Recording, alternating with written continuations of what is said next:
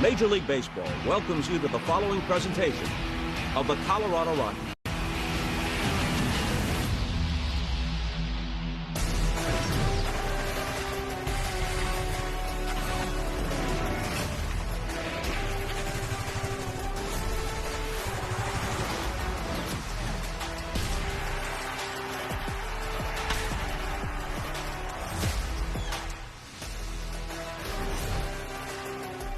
Beautiful Tuesday night, a little cooler tonight in the Mile High City as the Rockies are getting set for Game 2 of a 3-game set against the American League's best team, the Tampa Bay Rays.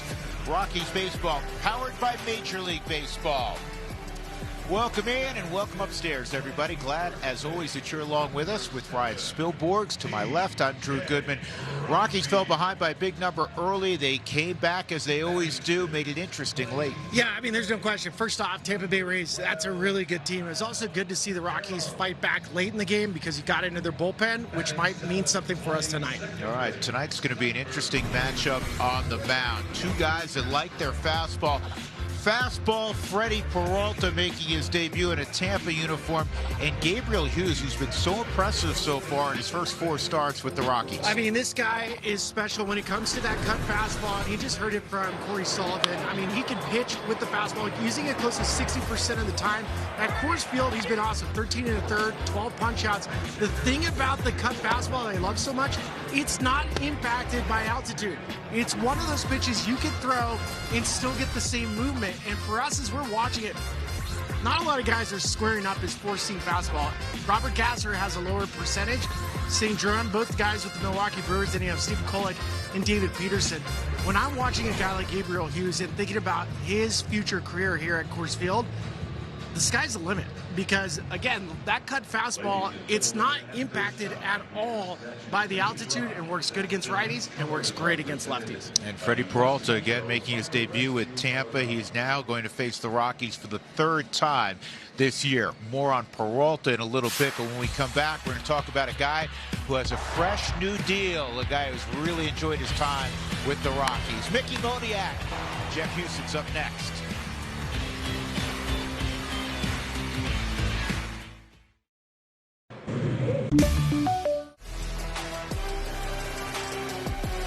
Tuesday night, Rockies and Rays before an afternoon affair tomorrow, and the Rockies head out of town for a long road trip. Mickey Moniak, he's been terrific in a Rockies uniform. Last night he had a homer and a triple, and earlier today he signed a 2-year, $16+ million extension to stay with the Rock Show. Jeff Houston, gotta love it.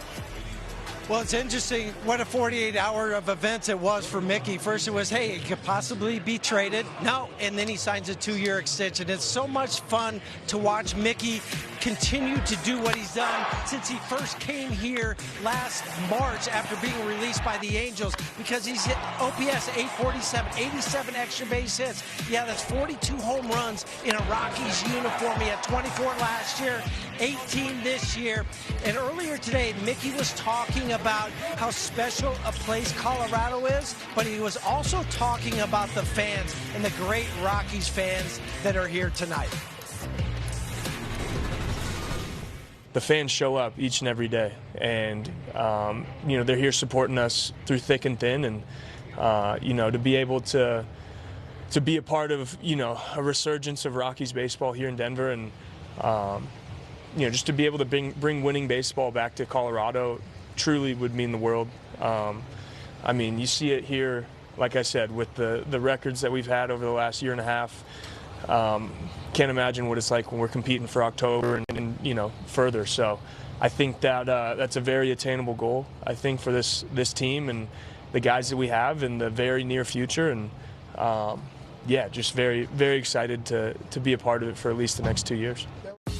Well, the Rockies are obviously excited to have Mickey locked up, too, when you're talking about the highest slug percentage in the National League this year at .565. That's part of the reason for why Mickey has an 883 OPS, and this is also including the time he missed and how much the Rockies missed him. But, fellas, there's another component to all of this. It's what Mickey means in that clubhouse.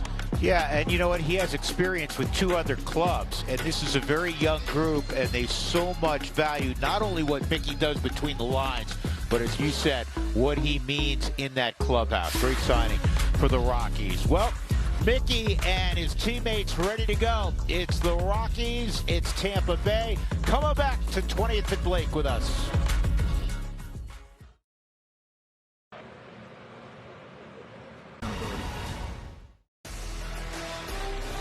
Colorado Rockies baseball is presented by UC Health, the official healthcare partner of the Colorado Rockies, and by York Space Systems, Colorado-built satellites powering the economy, defending the nation, and connecting our world. Gabriel Hughes on the Coors Field mound, the product of Gonzaga 2022 first-round pick in Colorado, and here's the lineup that will oppose him for Tampa. Seems like every time out, a new team, as this is his first time through the league. So he'll face Yandy Diaz, who's a career 300 hitter. Jonathan Aranda will be next. Junior Caminero, 2 homers last night. Liam Hicks, he's making his debut in Tampa. He came north from Miami.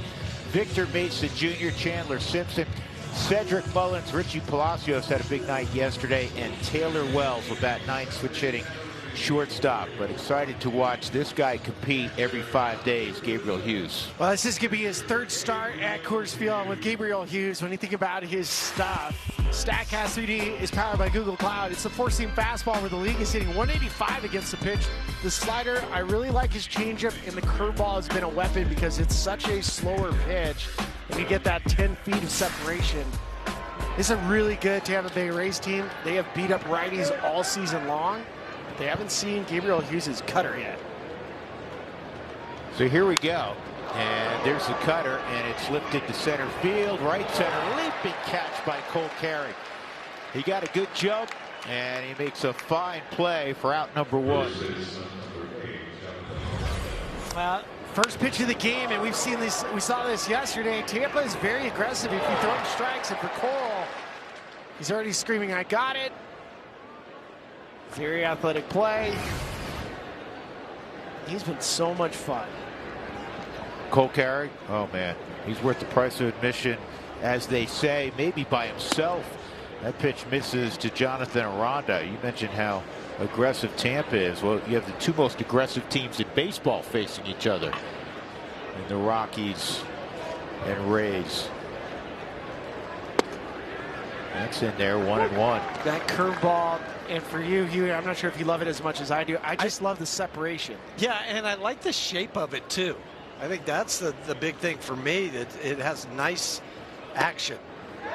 On the outside corner, off-speed pitch, 1-2 on Aranda, who had 4 knocks yesterday and 5 at-bats. There's paint right on that corner. See where he goes now. Curveball. It's also our first time seeing Hunter Goodman catch Gabriel Hughes, so not sure if the game plan will be exactly the same. That's what we were talking about. Fewest pitches per plate appearance. These 2 clubs. Gabriel works quickly. Here's the 2-2. And that's bounce to Karros on the move. Perfect throw to Rugfield. Let's take a look at the York Space Systems defensive alignment for the Rockies to begin the evening. Mickey Moniak with the new deal. He's in left field. Cole, as you saw, is in center. Jordan back to the big leagues, and Jordan getting the start in right field. Karros and Tovar on the left side. Willie Castro, TJ Rumfield, and as Spilly mentioned, it had been Brett Sullivan catching Gabriel Hughes. Hunter's back there. 2 outs. Here's the dangerous Junior Caminero, and he gets the A swing off, but he tops it off the bag. And a good play by Willie Castro, hanging tough. 7-pitch inning for Gabriel Hughes.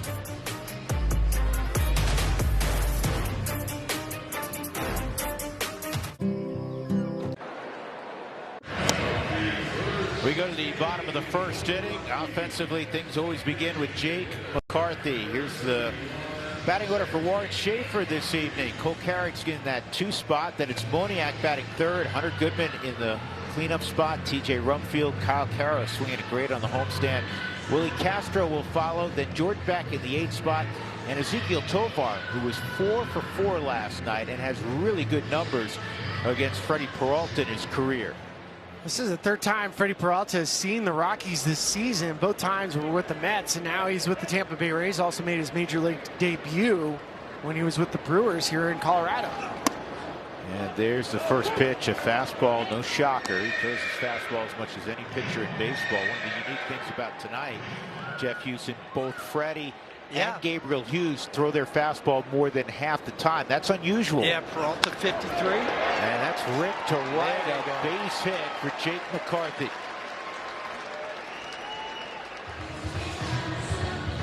Well, for Peralta, you guys are talking about the usage, and it's that four-seam fastball. It's been getting hit a lot harder this year. The changeup, curveball. He's got the sweeping slider, the regular slider, and the slow curve, the slurve. One of the things that to note with Freddie Peralta, over the last couple of years, he's not had the same extension. Got away for a moment from Aranda. Well, it handcuffed him. It's like, which way do I turn my glove to catch it? This is fascinating. Watch tonight. this, like here. Whoop, yep. Yeah. Oh. I mean, it's fascinating because nobody's played with Freddie. And most importantly, Liam Hicks has never caught Freddie. Yeah, and I was listening to Kevin Cash before the game, and they said it was a quick download. They spent a little bit of time. They said, hey, we're just going to go with what works, what you feel comfortable with. Get through today's start for both guys, and then move forward. It's fouled off by Carrick. One of the things that you're going to notice tonight, if you've watched Freddie this year, as opposed to years past, one of the things in that closed-door meeting that Kevin Cash shared with us is that he said, what's been different for you from 25 to 26? And he said the Mets really wanted him to pitch out of the windup. Obviously, when no one's on base, you're pitching out of the stretch. Or when someone's on base, you're pitching out of the stretch. He prefers to be out of the stretch all the time. So when this game started and Jake McCarthy stepped in, he was out of the stretch. His last outing for the Mets, in that situation, he was in the windup. That's another base hit. McCarthy will go first to third. Good start for the Rockies.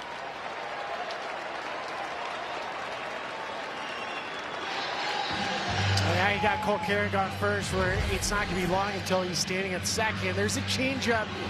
The other thing with Freddie Peralta, he's lowered his arm slot. You see Cole Carrick from the side, just beautiful swing. He's got such a great swing from both sides because it always hits the barrel. But the two big things that stand out for Peralta, he's not getting the same extension, and his arm slot has dropped about 5 degrees. Moniak grounded to second, and that turns into a double play. But the Rockies do get the first run of the ball game as McCarthy scores.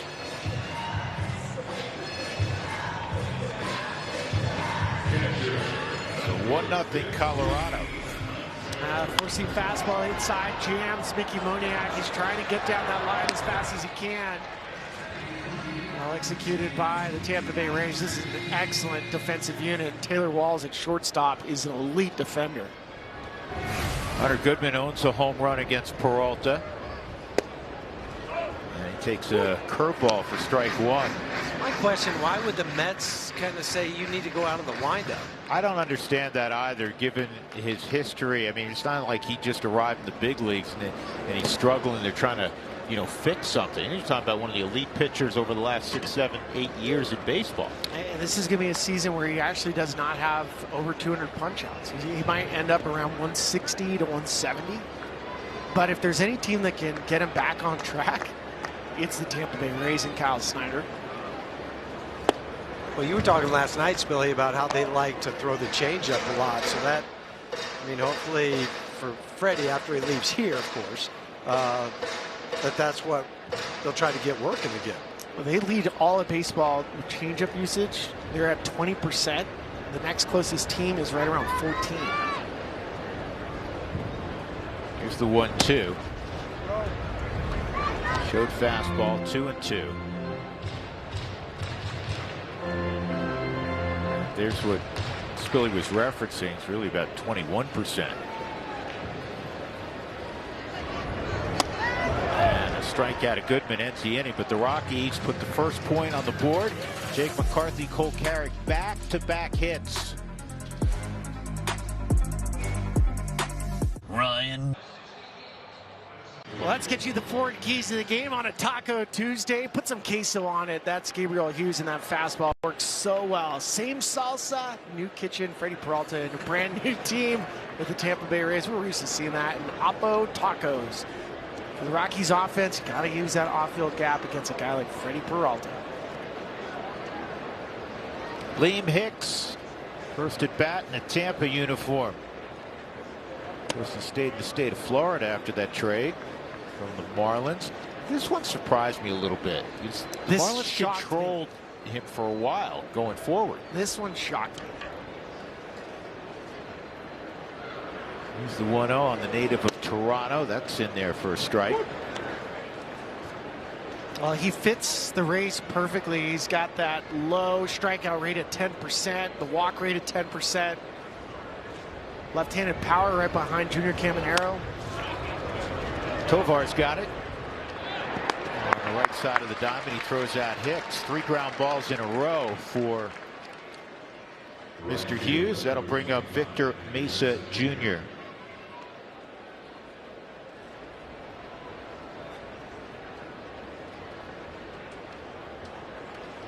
I like about all those ground balls so far. Ground balls can't go over the wall, number one.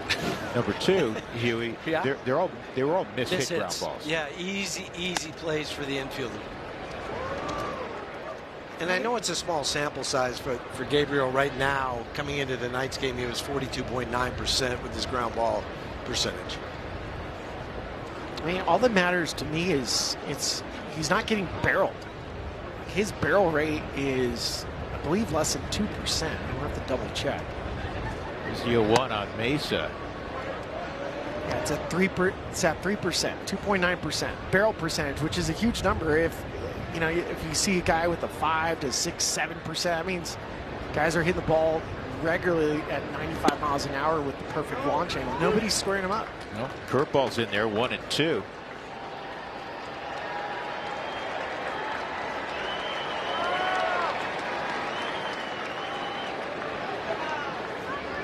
Swung on and missed. Another breaker. That's the first strikeout for Gabriel Hughes. I think about this entire sequence for Gabriel Hughes. He went fastball, four seam, and then he started dropping the curveball in, and it's just too much for Victor to try to hit. Hey, good late action, and you gotta love the placement of it on a 1-2 breaking ball. Down. So 2 outs, and that'll bring up Chandler Simpson. He usually fires early. No one rubbed him off the plate. Chandler last night had a couple of hits.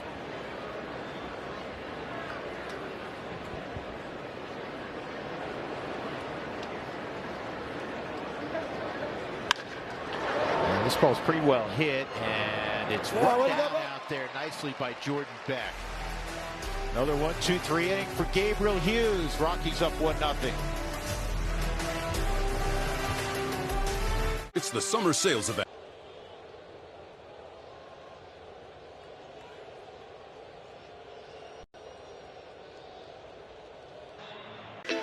It's time now for our UC Health Scouting Report. One of the reasons the Rockies, especially offensively, have become a top-flight club, the 2 rookies, TJ Rumfield, been here all year, and Cole Carrick, who's been here now at 42-plus games. They're both hitting around 300, the on-base percentage close to 400, the OPS 841 and 917. You kidding me? The walk rate, though, double digits for both guys.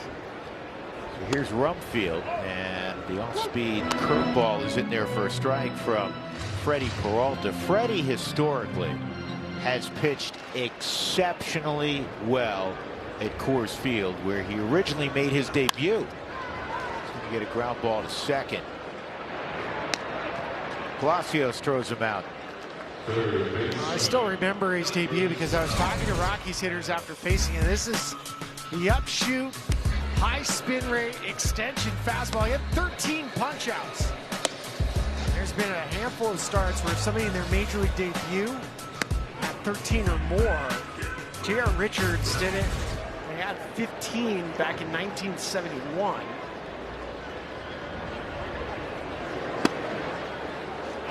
If I've noticed, he's opening up counts here with curveball or sweeper, Huey, as opposed to the heater. Yeah, and you mentioned the number of starts too. This is his sixth game, fifth start here at Coors Field. He's 3-0 with a 1.23 ERA. I told Kevin Cash when we were chatting earlier, I said, you know, he made his debut here, and he was not aware of that. And I told him what the line was. 13 punch outs, 5 2/3, 1 hit, no runs. He goes, I'll take half that. 1-2 on Karras. Kevin Cash, very funny, dry sense of humor. Think about that. 12 years now on the top step of the dugout for the Tampa Bay Rays. Well, they've had some stability with the manager's position for the last 20 years in Tampa Bay. You had Joe Madden, and then you had Kevin Cash right after him. They're baseball's version of the Pittsburgh Steelers. I was thinking the same thing. Right? Yeah. Well, there's now a fourth coach in Pittsburgh with Mike McCarthy there after Mike Tomlin decided to step away. I always like the the back and forth between Kevin Cash and Tito Francona. Cash was a bullpen coach for Tito. There's the 1-2. Palacios will handle this pop-up. Willie Castro coming up. We remind you that if you want tacos, hopefully you're in the right place when the Rockies score 7 or more. Go to participating Colorado Taco Bell locations the next day between 4 and 6 and get your Rockies taco special with Moss at Taco Bell. Billy was handing out tacos. He's hanging out steak burritos today. Oh, is that what you were? I saw you down with Kelsey and Sully. Billy fouls that off. $3 steak burritos. Pretty good deal. Yeah, it was good. Get a couple more and bring them to Drew and myself, but I guess that's not happening. Yeah, you know what? It's just a continuing trend. The other day, Billy showed up and he had a great acai bowl from down the left field line. Nothing for just his one, teammates. Right? Just one. That's all he had. Yeah, nothing for his teammates. Tonight, kind of similar. Selfish Billy. 0-2 on Willie Castro. Did sign some autographs today. Next door, missed graphics rehearsal, which I'm going to pay a hefty fine. You're basically working for free tonight. You understand that? I'm working all the for fines you've accumulated this evening. Yeah, today was very fine, heavy game.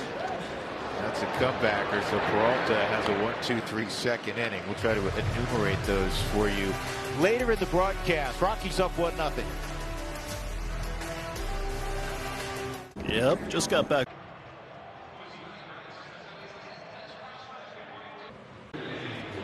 Orbit Cam is presented by York Space Systems. We go to the top of the third inning, and this next factoid pleases one person on our crew more than any other. Game time temperature 76 degrees, Huey. So lovely down here. What's going on? I mean, temperature dropped like 30 degrees today. Sully and I were part of the Rockies baseball camp this morning at 8 o'clock in the morning here at Coors Field. It was a little chilly. Cedric Mullins, a base hit up the middle, and that's the first base runner for Tampa.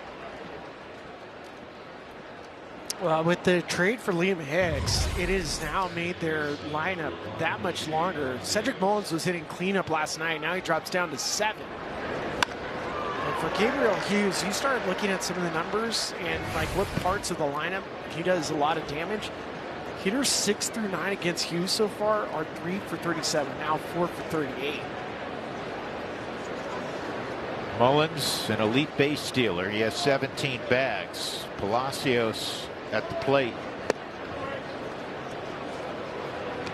Richie yesterday 2 for 4, including a home run, his 5th of the year.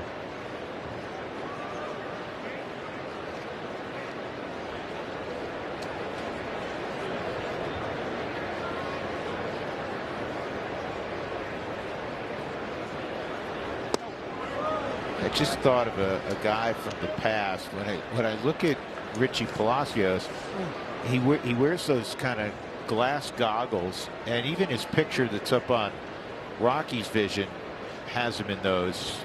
He reminds me of Chris Sabo, Huey. Yes. The sports goggles that he wore. Yeah, I thought he was playing racquetball. Exactly. 3-0 right now on Palacios.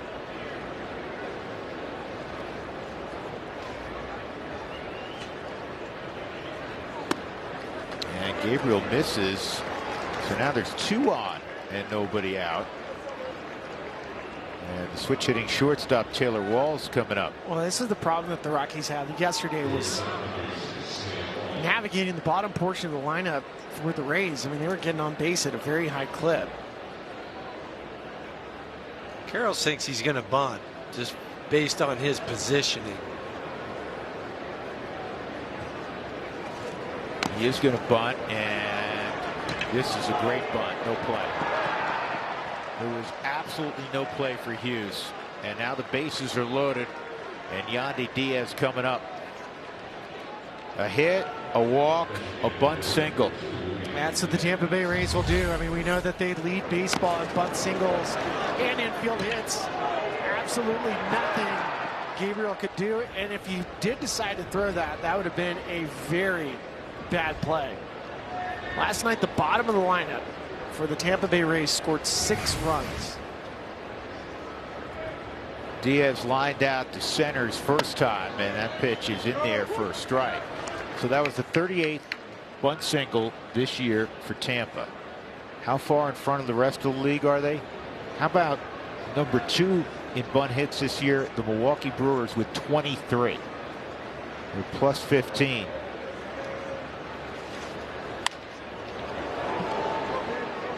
Oh, 2 on Diaz, who, if you're thinking punch out, good luck. Good luck. He doesn't punch out much. You got to hope for, ground ball at one of the infielders, see if the Rockies can get a pair.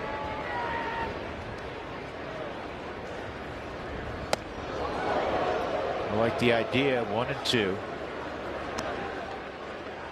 That's right. He throws a 2-seamer that runs up and in. That's one of the few pitches that Gabriel has that can get inside to a righty, because a lot of his pitches move away from them. This guy's been tough with runners in scoring position. Swung on and missed. He went to the curveball, and he gets Yandy Diaz, who is hitting .415 with runners in scoring position. This is where Gabriel Hughes, he's been really good with runners in scoring position on the AutoNation Super Pitchcast. Goes back to the curveball. That's her favorite secondary pitch that he pairs with his fastball. With Risp, the opposition just 3 for 25, and the third hit was that bunt single. Now Aranda. But I also think that strikeout came because of that pitch just prior to that, the one up and in. Good sequence. It really was. It's tough to set up somebody like a Diaz who's been in the league for a while, but still that opens up another avenue from which you can go to.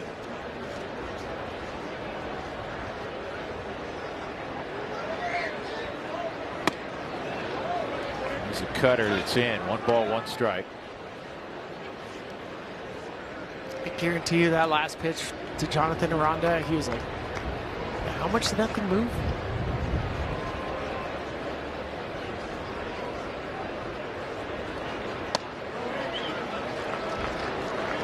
Two balls and a strike. Aranda, a very defensive swing his first time up, kind of chopped one to Kyle Karros on the left side. 1 out, bases loaded, Rockies up 1-0, top of 3. No swing.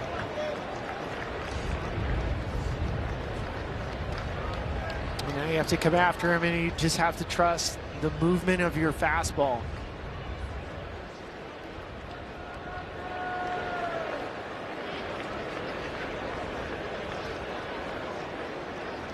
Three and 1.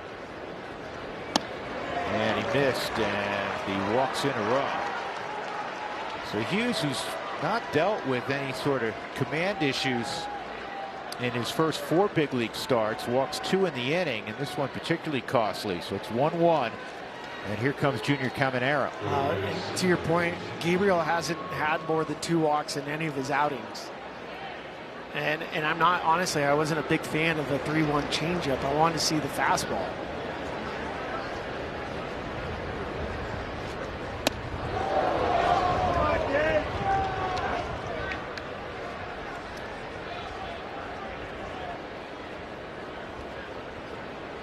Caminero bounced out to Tovar.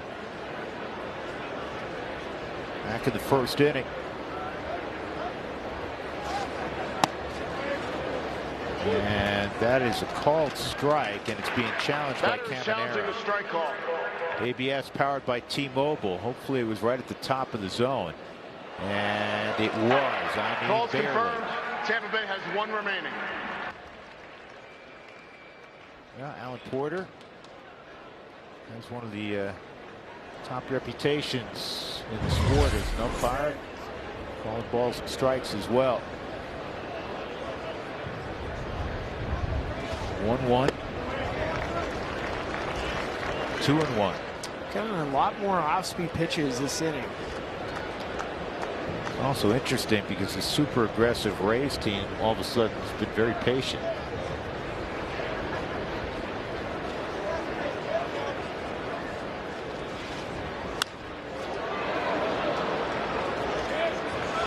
Two and 2. Well, I like to ask this question. What do you like here? I want fastball.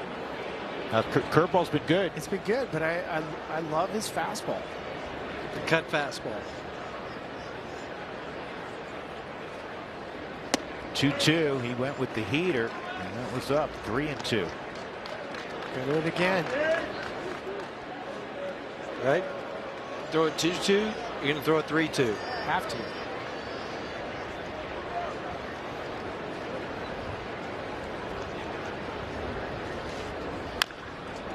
And that's chopped foul.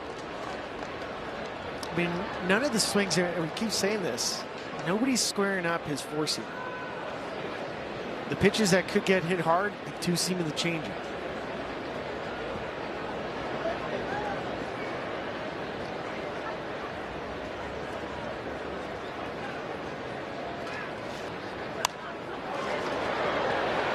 Pop foul.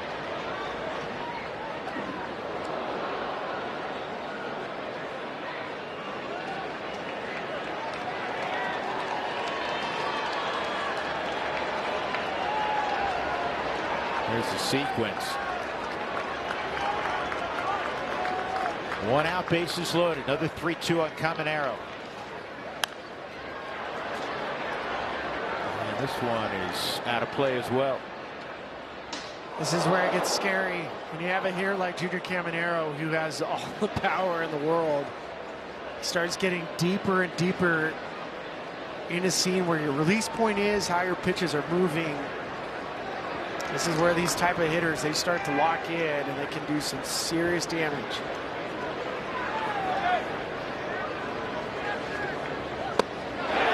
He got him. 2 outs.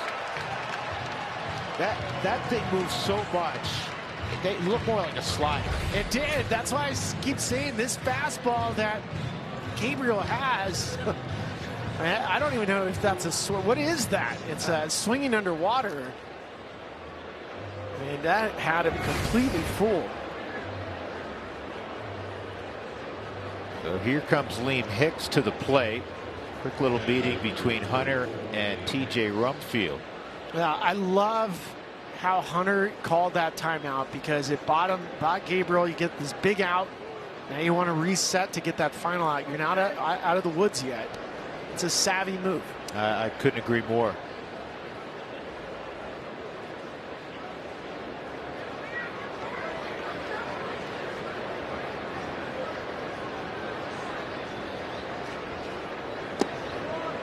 Well, 1 on Hicks. Hicks grounded to short his first time up.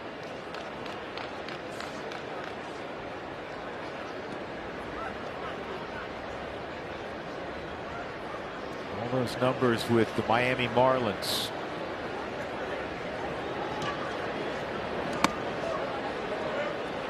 Two and out.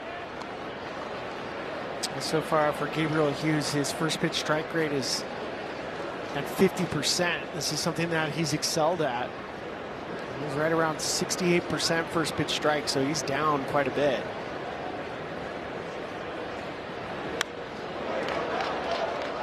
One of the things I know you look at, Huey and Spilly, is in an offensive count, 2-0-3-1 in particular, especially with a lot of traffic. What kind of swings does a guy get off? And he got beat on a 2-0 pitch. He's been doing it over and over again. Yeah, that's why I like staying on the gas here.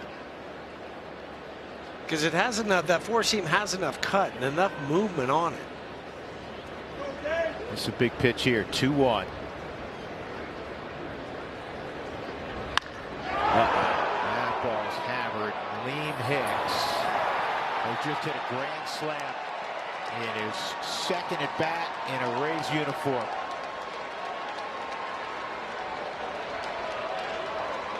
It's his first career grand slam, and quite an impression I'm sure he just made on his teammates.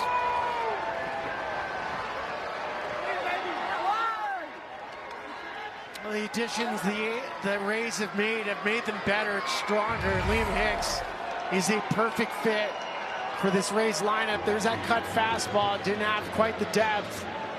And for Hicks, he shortcuts it. Do it.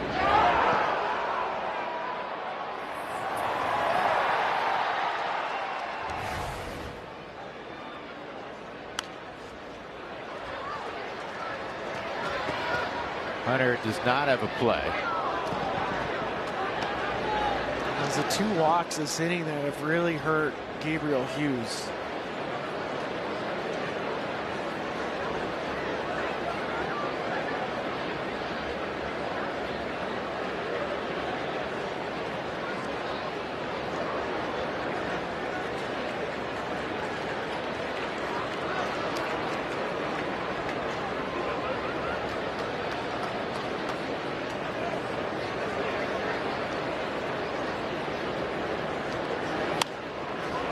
Two strikes on Victor Mesa Jr.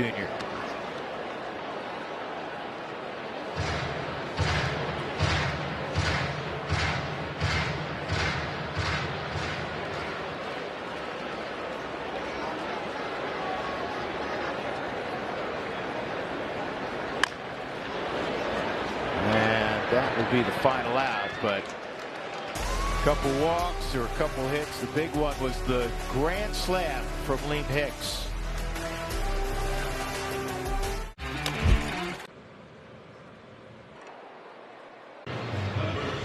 You can score big on authentic gear at MLBshop.com, from official jerseys and memorabilia to hats and hoodies. We've got the season covered. Visit MLBshop.com/Rockies, the official source for your Rockies gear. Are they having a popcorn battle?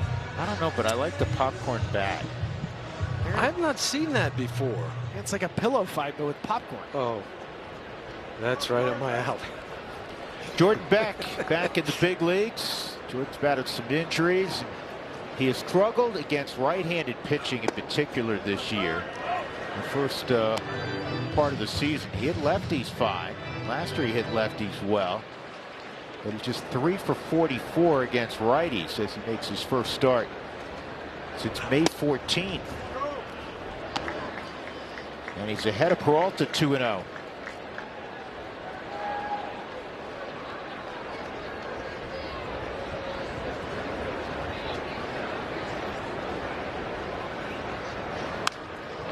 Jordan hits this ball to deep right field, and this one is off the wall, and it's coming back toward the infield.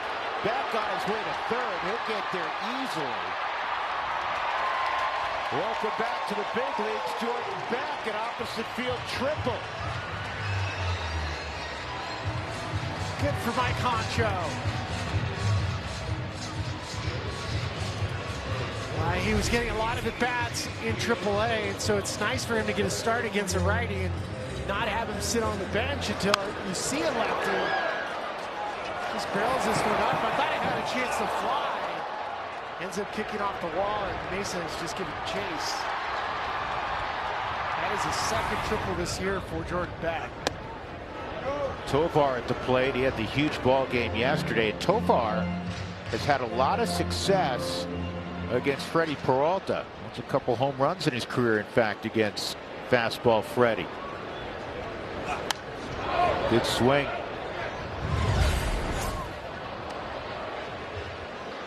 Ooh, that was close.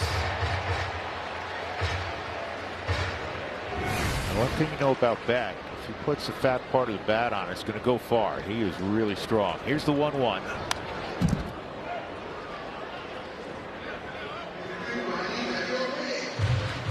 Just a great night for Tovar last night. He raised his batting average. He's up over 202 now. He also snapped an 0 for 11 with the base hit with runners in scoring position. And it wasn't, you know, a bloop and a trickle and an infield hit. He hit everything hard last night.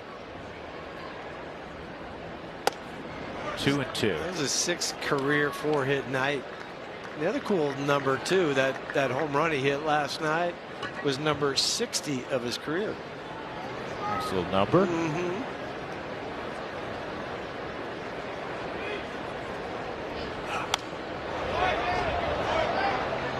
Peralta dialed up 96 there.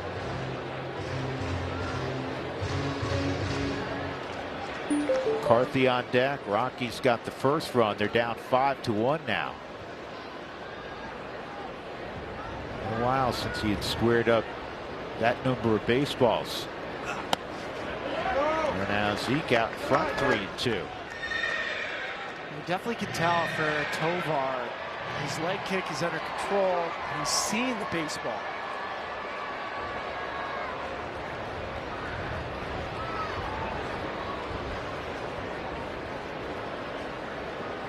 Three-two. And he's covering multiple pitches now.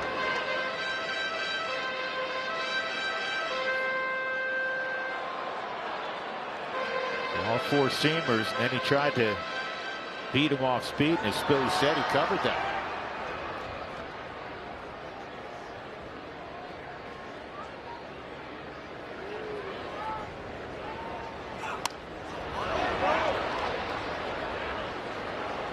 Went Huey to a little bit of a hesitation in that delivery. Yeah, just for a brief second.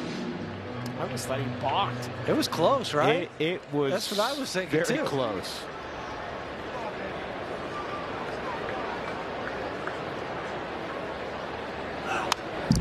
What a battle we got going on.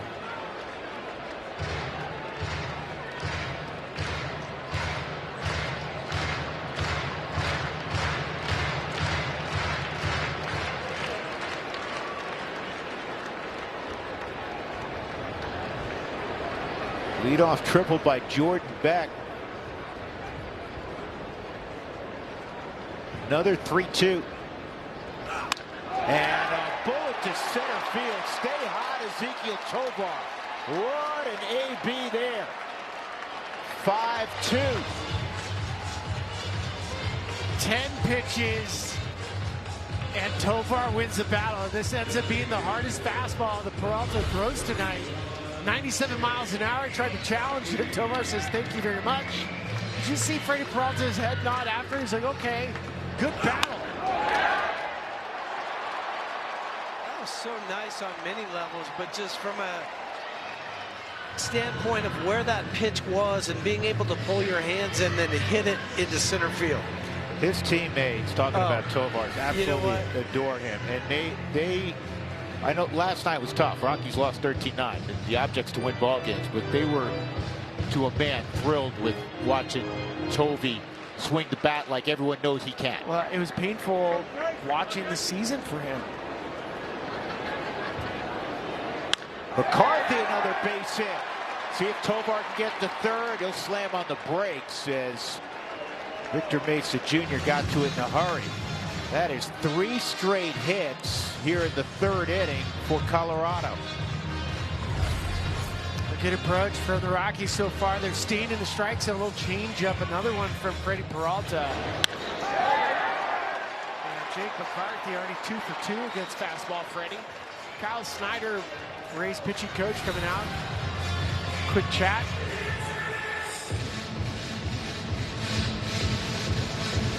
And while they chat, let's get a message from Bet365. Did you win? Let's just say the next round of omelets is on me, fellas. Bet $10, get $200 in bonus bets. 3 straight hits and no cheapies, Jeff Houston. 98 miles an hour off the bat of Beck. 95 on that 10th pitch from Tovar. And that line single a moment ago by Jake McCarthy, 104. Well, what was fun is after that half inning, I know the Rockies gave up 5. They're down by 4. The boys are like, okay, let's go battle. Let's get some back here. Challenging a strike call. Breaking ball was called to strike by Alan Porter. ABS powered by T-Mobile. And it was low, so a good challenge by Cole Carey. Alan Cole is now 7 for 12 in challenges this season.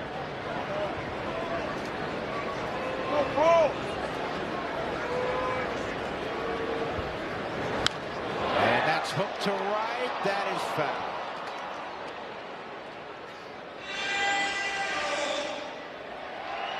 Jake McCarthy was already in his 400-meter relay form trying to catch Tovar. Did you see that here? Yeah.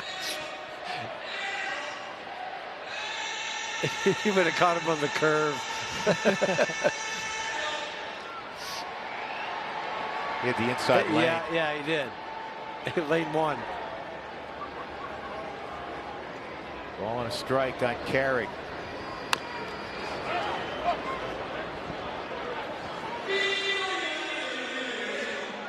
Cole, a base hit his first time.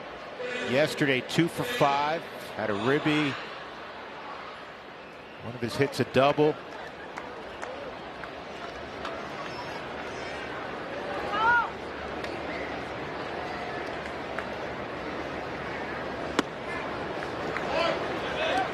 Two balls, 2 strikes.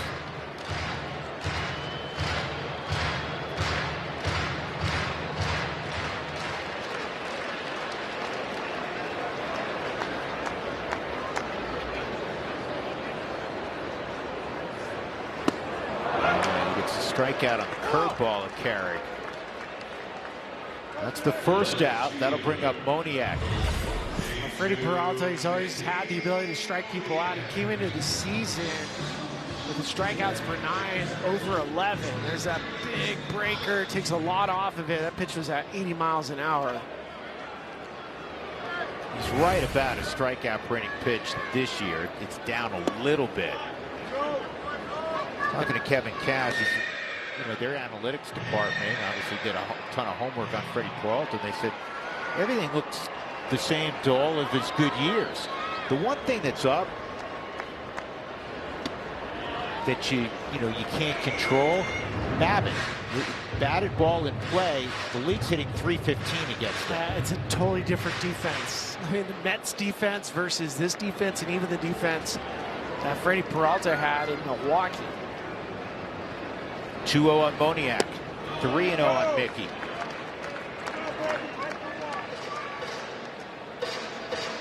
Mickey can tie the game up, 3-0. Go for it. The longest home run of his season last night, 447 feet. That worked well here. Did not swing. It was in there, 3-1. But not where he could do damage. No, that was away. a pitcher's 3-0 pitch.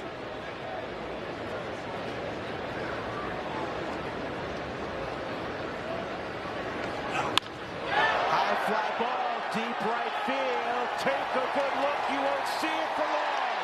Mickey Moniak on cue has tied the game at 5.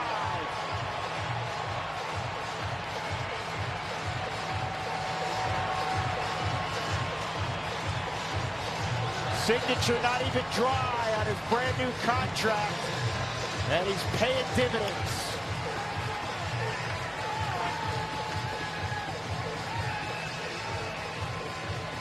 Rockies fans, we know we're guaranteed to see at least 2 more years of Moniak trying the bases. big day for the Moniak family, 2-year extension. And you cap it with the 3-run bomb.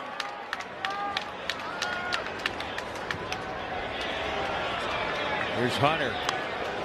That's fouled back towards Spilly. And a little bit short.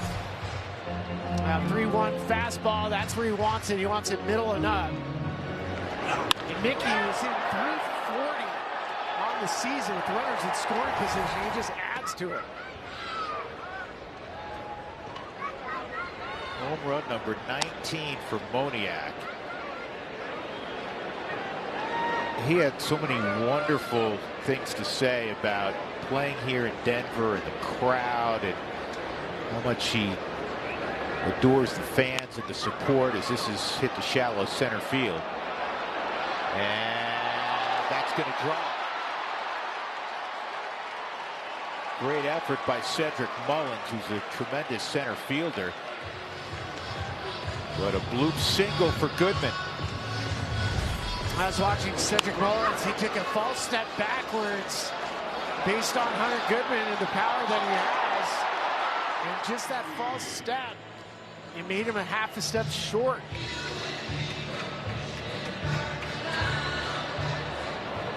You know what? Shot. It's a great shot because I think Cedric thought, man, I don't think it's touched the ground yet. Yeah, he didn't realize it had. Here's Rumfield. Rockies now the go-ahead run on. It's exactly what the guys were talking about as they came off the field. Let's answer, and boy, did they ever.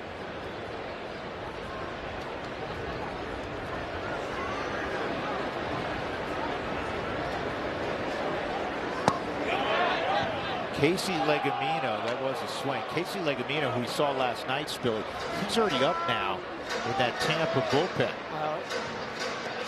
First start for Freddie Peralta. Rays, they're going to try to ease him into it. It's not about, not being happy with having Freddie Peralta with the Rays, but there's usually a lot of pressure for a guy in their very first start with a brand new club. And that is another thing that Kevin Cash mentioned to us. He said, he's been around a long time, but I'm worried about how amped up he may be. And I always think with trades like this, too, there's always more pressure on the pitcher being traded than, say, a position player. Kind of blend in a little bit. Yeah. I mean, you're part of the, 8 other guys in that lineup. 2-2. You can certainly tell, I mean, from the sweat, how he's breathing, he's working. The Rockies are making him work. Rockies have 7 hits against him. This is to second. There's one. And first for the double play. But the Rockies get a 4th spot. The highlight, Mickey Moniak, 3-run blast to right. Ties up the ball game. 5-5 as we go to the 4th. Without T-Mobile. Colorado Rockies baseball is presented by the Colorado Lottery. Play the new 150th birthday scratch from the Colorado Lottery. By Wings Credit Union, let's figure it out together. And by UC Health, the official healthcare partner of the Colorado Rockies. Well, there's Mickey signing his deal. And Amir Namdani, the front office executives with the Rockies, congratulating him. And Mickey just hit a 3-run home run to tie this game as we go to the 4th. And that pitch is on the outside corner. Strike 1 on Chandler Simpson. You got a whole new ball game, and for Gabriel Hughes, get right back out there, try to have a quick, efficient inning.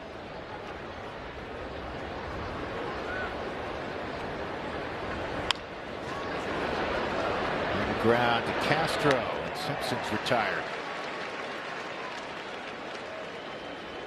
And you can feel the force at Coors Field on Saturday, August 22nd, when the Rockies take on the Guardians. Star Wars characters, sights, and sounds will take over the ballpark for a Saturday night you won't want to miss. Get your tickets at Rockies.com/tickets. Cedric Mullins has worn a few uniforms the last couple of years.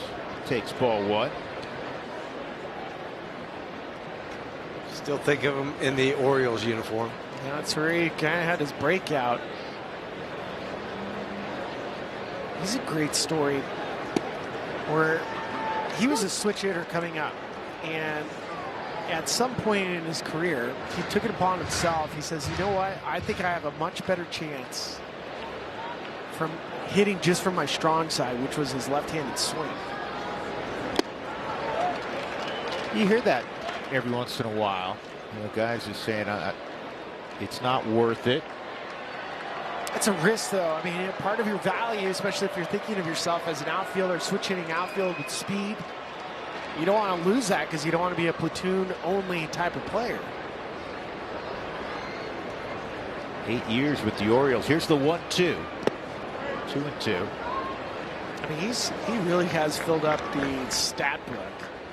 He's got 116 career home runs, 164 stolen bases.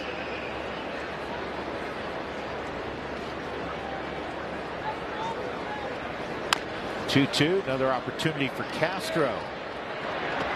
2 gone. Real important inning for Gabriel to bounce back, as we were talking about.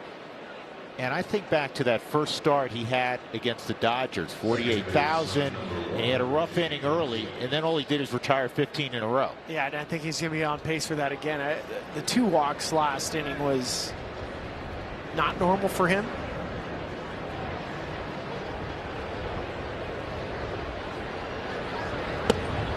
That's a strike on Palacios. I also think handling the bottom portion of this lineup this half inning.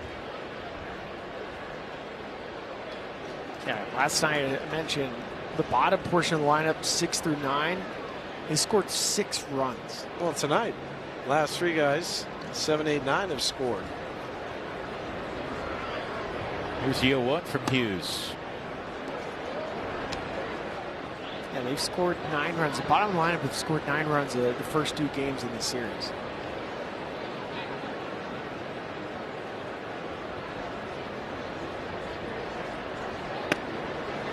On the corner.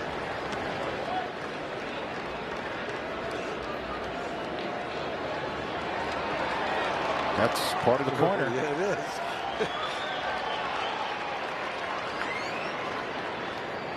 And the 1-2. That was the chase curveball. We've seen a couple guys chase it tonight. Didn't get Palacios to bite. 3 strikeouts so far for Gabriel.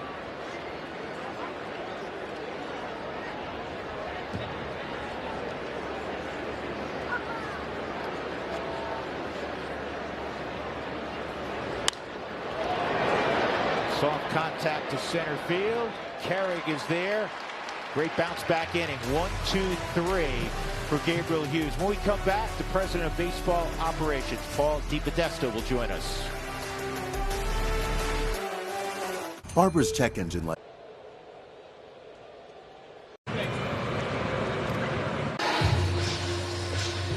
Beautiful night at Coors Field. Rockies 5, Rays 5. It'll be Kyle Karros in the bottom of the 4th leading things off. Drew Goodman, Ryan Spilborghs, and Jeff Hewson. And Peralta's first pitch misses ball 1. We're joined as promised by Paul DiPodesta. And with the draft now over, or excuse me, the trade deadline now over, did you accomplish all your objectives, some of your objectives? How would you characterize what took place? Oh, I think we were pleased overall with what we were able to do. I think with each of our deals, we were able to acquire a player that we felt was very close to the major leagues, could be here in the final 2 months of this season, or certainly impact our team in 27. We were also able to acquire a sort of deeper level, deeper projection prospect in each of those deals. And just as it turns out, with the close to major league ready players, we got a starting pitcher, we got a left-handed reliever, and got a very versatile position player. So that wasn't necessarily the intent going into it, but very pleased with the way that worked out. And a 4-pitch walk for Karros.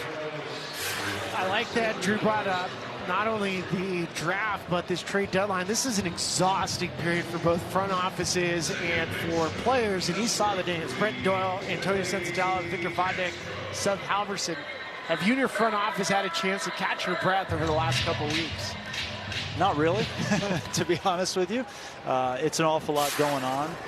It's an exciting time of year, but it's also, you know, it can be a difficult time of year. I mean, these are these are our players, right? And as interested we are and excited we are about bringing some new faces into the organization, it's hard to say goodbye to other ones, especially guys that have been here for a long time or got their starts here. And, you know, for each of the 3 players we traded away yesterday, they've all only played for the Rockies in the big leagues, right? So, you know, we're people and they're people. So that part's not easy. And but I think it was, you know, the guys were incredibly gracious yesterday. I got a chance to talk to all 3 of them, you know, before they left, and I think they were all, you know, excited about the new opportunities they have in front of them, but also very appreciative of their time here. Paul, how much of what you didn't do, if you will, speaks to what you think of your core group, especially position player-wise? Yeah, no, I think very important. You know, the position player club that we have right now, that we have under control going into next year, was very important to us. I think we keep playing better as the year has gone on. We keep fighting every night.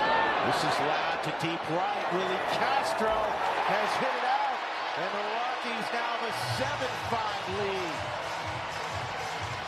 Seems about 10 minutes ago, the Rockies were down 5-1. Speaking of that quick strike offense, it just keeps improving. Willie Castro now has a career high in home runs with 13. He gets the purple raincoat. Started with the walk from Kyle Karros. He loves seeing those walks. And for Freddie Peralta, trying to make an impression for the Rays tonight, it has not gone his way. That is a fantastic swing from Castro. That's a new career high for Willie. That's his 13th home run as Jordan Beck fouls this one off. He's hit 4 home runs in his last 7, and most of them have been no-doubters. That's just a line shot. Well, that was a guy you went out and were enamored with for, I'm sure, a variety of reasons, Paul. Yeah, no, I think he fits our club really well. I mean, even the player we acquired yesterday, Connor Norby, he's a multi-position player, you know, who can play all over, who can also do some damage with the bat. So I think we're even 2 of the minor league players that we got yesterday in deals are both multi-position infielders who, you know, have very good approaches and who can do some damage. So we may have a type, you know, in terms of what we're looking for, but Willie's been everything we hoped for. Nothing wrong with having a type. The 3-run shot an inning ago happened from Mickey Moniak, and for you guys extended him for 2 more years. Take us through that process. Yeah, I mean, the deadline's an interesting time because it really makes you contemplate, you know, what things are going to look like going forward and how you're going to construct your roster. And it's not just necessarily trading players away or even bringing players in. It's what do you want to do with the players you have. And, you know, as we, you know, contemplated some different opportunities with Mickey, we decided that the best opportunity was to keep him here, and not just for next year where we had him, you know, still under club control, but even for another year into free agency. So we decided to explore that with him, and he was excited, I think, about the opportunity to stay. I think he's integral to what we're doing here, not just on the field but off the field. I think he's one of our leaders. He's also been a part of 3 different organizations. He's got a veteran presence to him, even though he's 28 years old. So I think all those things were important to us, and we wanted to signal to not just our players but hopefully also our fans that, you know, we're in the process of building something here, and, you know, there are green shoots of that already, and I think signing Mickey is part of it. I'm curious, now that you've been here, you know, less than a year, how much are you recognizing that players love Colorado? They love the environment, they love playing here, they love the clubhouse. Well, you know, yesterday, I think that was very clear to us because, you know, after the deadline was downstairs spending time in the clubhouse. This guy hasn't made an out, by the way. I think he's made 4 outs all year. And just the relief of the guys who were still here, right? And, you know, last night during the game, Josh Burns and I were talking, thinking about, okay, you know, it was almost surprising how many guys were, like, truly excited that they weren't going anywhere. You know, that they could still be a part of this and a part of what we're building. And I think it's gratifying. We've made a lot of progress this year. I think we all know we still have a lot of room to go, but these guys all want to be a part of it. Well, it looks like Kevin Cash is going to remove Freddie Peralta Well, the Rockies had never gotten after Freddie Peralta, especially here like they have tonight. 7 runs in Peralta's debut. Continuing with Paul, the Rubik's Cube has always been pitching at altitude. Not only what have you learned, but how do you apply that to attacking the last couple months, the off season, to accelerate the process? As you said, I thought eloquently a couple weeks back, you said, hey, everything we do is to try to get to 90 wins and to accelerate the process to 90 wins. Yeah, I think, one of the things we've learned is that, you can have success here, I think, on the mound in different ways, and we're trying to explore a lot of those different ways. So our pitching staff is not going to all look the same. They're not going to be cookie cutter, but they are going to bring some element that we think has a chance to be successful here. So with some guys, that might just be power arms. Unfortunately, we have some of that. It might be guys that have some deception, or have some angle. It might be guys that have certain pitch shapes that we really think can play here. Guys with deep arsenals that we think can keep hitters off balance. So we're exploring a lot of different possibilities, but I think at the end of the day, our ideal pitching staff would have elements of all those things. I am curious because you did trade for a 16-year-old kid in one of your deals. I mean, it's a bit of a wild card. What did you see in him, and maybe give us an idea of some of the prospects that stood out to you? Sure. Well, so we got 3 younger prospects yesterday. I'll start with Carlos Vielma, who you mentioned. He's a 16-year-old left-handed hitting infielder down the Dominican who was originally signed by the White Sox just this past year. At the time of the deal, he had a 500 on base in the Dominican. So I don't know. I don't care what league you're playing in. If you can get on base half the time, that's pretty good. I think a really good foundation, good strike zone, has some juice with the bat. So I think all that was exciting. I'm actually going to go to the Dominican tomorrow, so I'm excited to get a chance to see him later this week in person. We also traded for Juan Martinez, who's a switch hitting second baseman, third baseman from the Brewers, who started the year this year in the complex league in Arizona and has since been moved up to low A ball. But I think similar, he's also got some speed to go along with it. And then we got a right-handed starter, Aiden May from the Marlins in that deal that we think has really, really good stuff. He's had some injury history, so we wanted to make sure we were comfortable with that. But there's no question about his stuff. I think he's got a chance to have real swing and miss quality pitches even here at altitude. Cole Carey. Calls confirmed. Colorado has one remaining. And this one he lost barely. Real quick impression on Cole Carey. I mean, you were learning all the guys in your system. I'm sure you heard about this versatile guy that's got some volatility to him. And now you've watched him play for about a quarter of a season. I mean, he's incredibly impressive. I mean, the tool package is almost astounding. I mean, the power, speed, combo. And then you see him battle through at bats, and he'll take a pitch 2 inches off the plate and just find a barrel and hit a double down the line the other way. I mean, it's pretty remarkable, all the different things he's capable of doing. And the fact that he's already doing it in his first 2 months in the big leagues against his competition is almost unheard of. Hey, you never know where he is emotionally, do you? I mean, he's just kind of right across the board. Kind of just a sedate personality. Yeah. 0-2 on Cole. McCarthy takes off. This ball is hit pretty well right center field. And it's tracked down out there by Cedric Mullins. Safe travels to the Dominican. We appreciate, as always, your time. Find some sleep. Find some sleep at some point. Maybe on the plane. There you go. Paul DePodesta, who got to watch Willie Castro leave the building. 7-5. Watch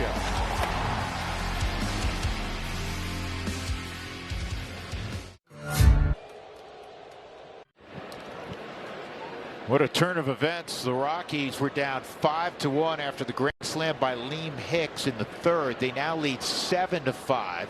9-1-2 against Gabriel Hughes in the visiting half of the fifth inning. Taylor Walls, who had a bunt single, showed bunt there. Pitch was in for a strike. Gabriel bounced back in the fourth with a 1-2-3 inning.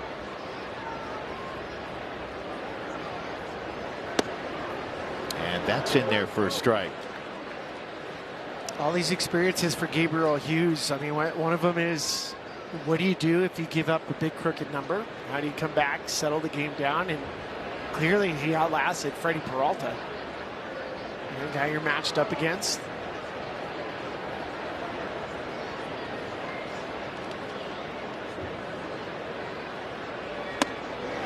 got the chase on the four-seamer. 1-2-3, punches out Taylor Walls. 5 in a row set down since the grand slam. Yeah, 4 punch outs now for Gabriel Hughes on the AutoNation Super Pitch Cast. The elevated four-seamer cut. Doug Marino, I was talking about how Gabriel Hughes settled in even after giving up 5 runs. He called it the Estacio. And I wonder how much. That's good. Yeah, and I wonder how much he's learned in conversations, specifically with the now departed Antonio Senzatella, Kyle Freeland, about pitching, surviving, understanding Coors Field. Okay, you had a rough inning. So what? So what? Move on. And we saw it again. I keep referencing the LA outing, but this is the first time in 4 starts really since that LA outing that he's given up a crooked number. Here's the 1-1 on Diaz. That's the strike. 1-2. You just get so much buy-in from your teammates too when you know that, okay, this guy gave up a crooked number. He settled back in, came back out, competed. Yandy Diaz has not seen the ball well against Hughes. He's 0 for 3 with a couple of punch-outs. He doesn't like the curveball. Not at all. Again, he doesn't strike out much. This is the same exact place that the curveball was in the 3rd inning when he struck out with the bases loaded. And it's the same swing.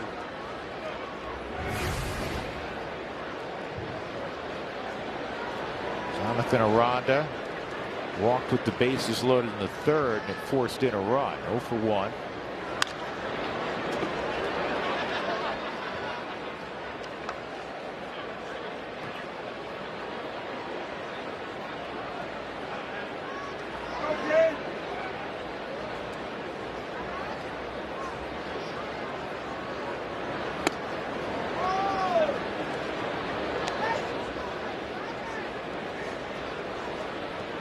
I'm still so impressed with his mound presence.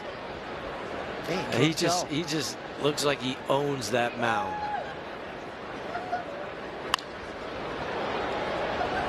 This is going to drift out of play.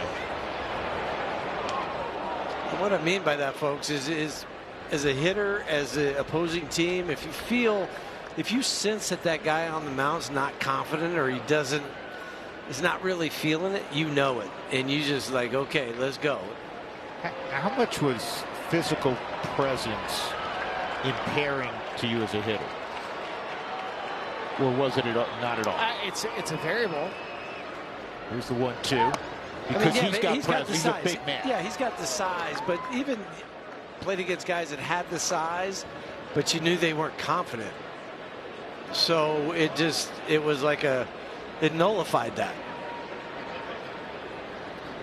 2-2, swung out and missed. What an inning. He gave up the grand slam. Since then, he's retired 7 in a row, and he just struck out the side in the 5th. The hook working well.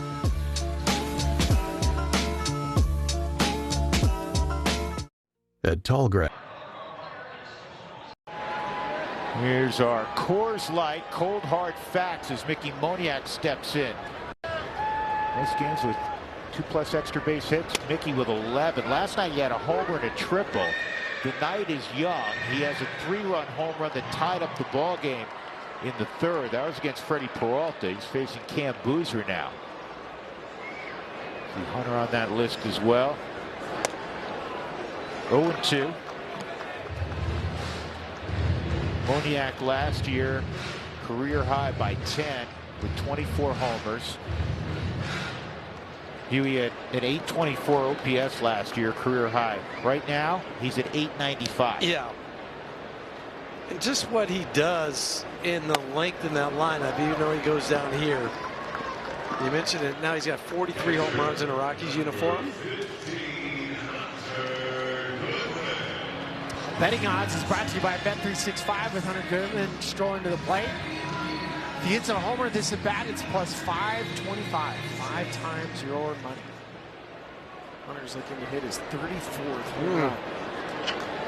He's tied for the National League lead with Kyle Schwarber. Out front a little bit. It's around the mound. And in front of the mound, the catch is made by Aranda, 2 outs.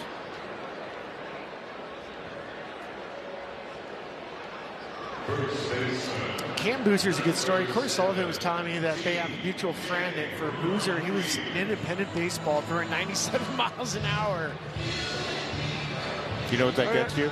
Gets you a trip to affiliated baseball. Yeah, it gets you in the door. But how's a left-handed pitcher going 97 miles? Why is he even doing an independent ball? Well, it took him some time. He was injured a couple times and started finding velocity. This ball is a high fly ball to deep center field. Mullins still going back. And on the track, he makes the catch. So Boozer works a 1-2-3 inning. Rockies up 7-5. Hey, Rock. Sweet special dates are limited, so now is the time to book. Catch the Rockies against the Cardinals, Padres, or Mariners from your own suite. Tickets start at $180 per person with catering included. Visit Rockies.com/suites to reserve your suite today. 7-5 Colorado. Man on the mound, Gabriel Hughes, who's pitched very well, does not have a big league victory yet. The Rockies, the last couple outings, hadn't even scored a run when he was on the mound. They got 7 for him tonight.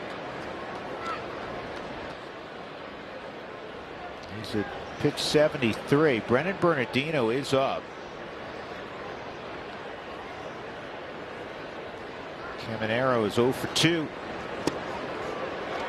ball, 1 strike. Keeps going to that curveball and slider. I mean, 3-pitch mix.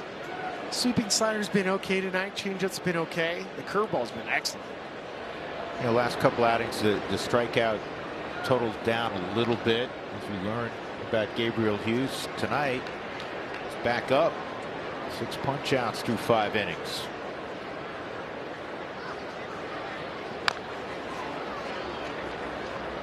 And 2 on Junior Caminero.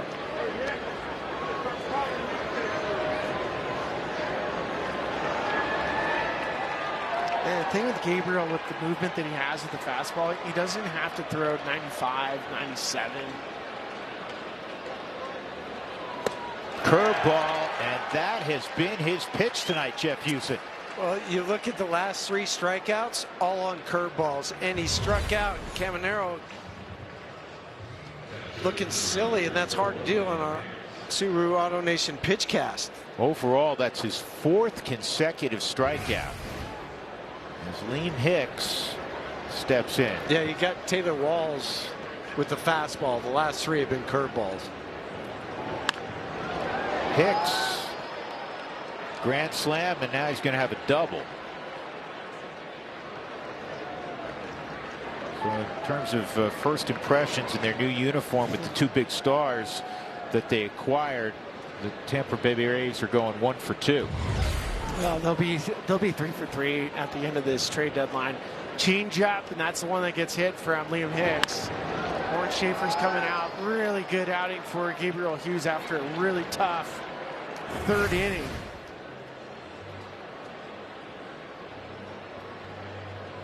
So Gabriel Hughes with the fist bump for Hunter Goodman walks off with a 2-run lead. Who's ready? Well, Gabriel Hughes tonight got off to a great start those first couple innings, and he had that trouble in the 3rd, but rebounded spectacularly in the 4th and 5th, even going into the 6th here. 7 punch outs tonight, 5 on the curveball, 2 on the fastball, a couple walks on 77 pitches, 49 for strikes. Nice big hug there from Chase Dolander. Ronnie Gideon coming over. Well done, Gabriel. So Brennan Bernardino's out there. He's unscored upon in 22 consecutive games, which is quite a run. Ryan Valade, the former Rocky 2nd rounder, is going to pinch hit for Victor Mesa Jr. And that pitch misses. Valade has found a home with the Tampa Bay Rays. He has been just beating up lefties this year.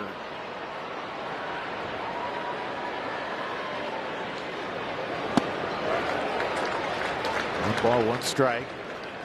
Valade, when I've seen him many times, he always goes like, "Hey, how's Schaefer doing?" How's Warren doing? I've played for Warren Schaefer for a couple of years in the minor leagues. This is tapped foul.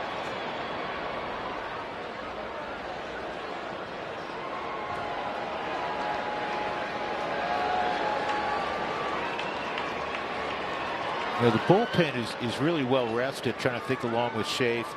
You know, the pitch count for Hughes, who was on a roll. I know Hicks doubled, you know, in the mid-70s. But he clearly, because he had Bernardino up last inning, wanted to match him up with some of the lefties in the bottom half of that lineup, clearly. I get it, Gabriel. I mean, there were some high-stress pitches in the third inning. Still love giving a guy a chance to get out of his own mess, you know, with the double to Hicks. 3-2.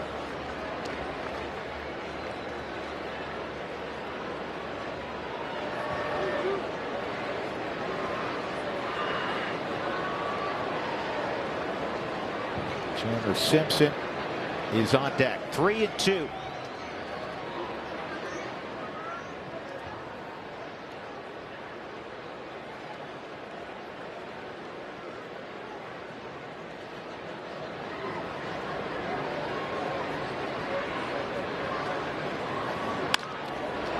Deep short, Tovar, long throws, going to bounce it across, out at first. Tremendous play by Tovar.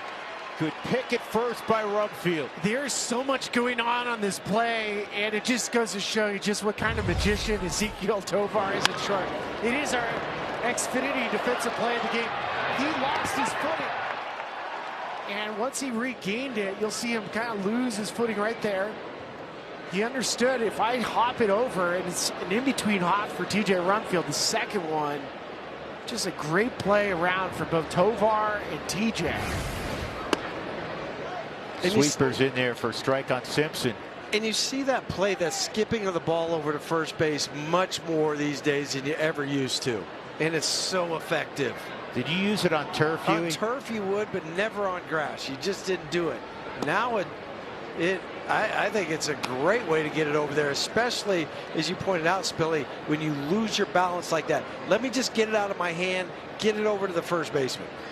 And where the Rockies are going next, St. Louis, the last few years, they had that beautiful low-cut Bermuda grass that you see on the West Coast. I'm sure you can do it there also. Yep, what we just saw in San Diego. Same sort of grass.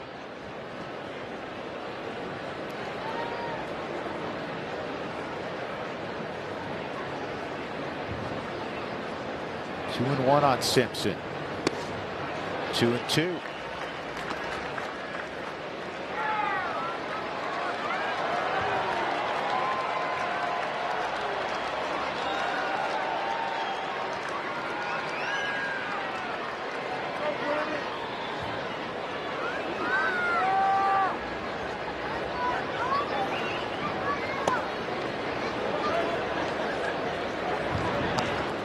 Rockies added a left-handed bullpen arm earlier today. Parker Mashinsky, who hasn't been in the big leagues in a couple of years, was pitching down in Albuquerque. He's now in that pen. 3-2. This is a huge chopper, and now they get Simpson. That's his game, and he gets more infield hits than anybody in the sport. First and third with 2 outs. I'm waiting for the StatCast numbers to come up to let me know just how fast he was getting down the line. As soon as this ball went in the air, I mean, really, there's absolutely nothing you could do. The old Baltimore chop at Coors Field.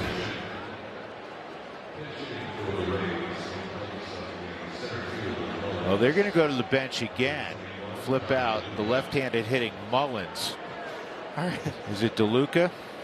Yeah, it's Giant DeLuca. You want to make a guess on how fast he got down to first base, Chandler Simpson? 31.1. What do I got? What about the amount of time it took for him? Oh, 3.6. No, that's crazy. It's sub 4. 3.88. 3.9. 3.9 flat. Wow. That's flying. You're not touching him. 3.9. Wow. So Mejia also getting loose for the Rockies. Johnny DeLuca pinch hitting for Mullins. First and third, 2 outs. 41st infield hit for Simpson.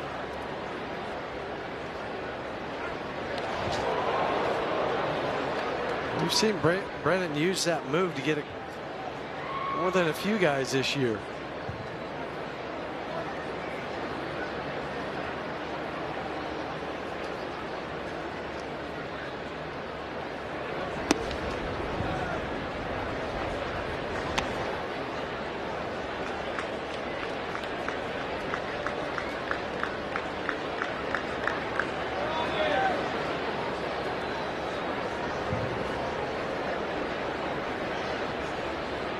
Luca, though, he's coming out of the right side of the box. Another guy can run.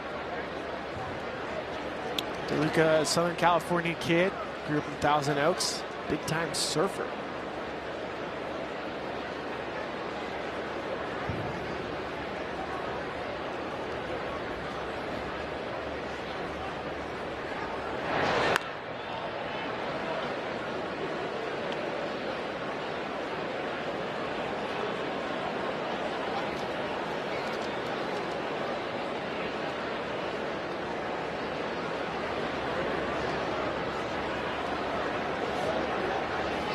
Simpson goes, and a bluff of a throw. You can afford, I think, I'm trying to get in the head of Bernardino, and he's being cautious here with the right-handed hitting DeLuca because you have Palacios on deck. I mean, you could go to Nick Fortas, but I guess we'll see. That's a strike, 3-1. Well, they also have Ben Williamson, who's an elite defender, can play anywhere in the infield. So they could use him. That's the other option, right? Yeah, I think they'd save Fortes and use Ben Williamson.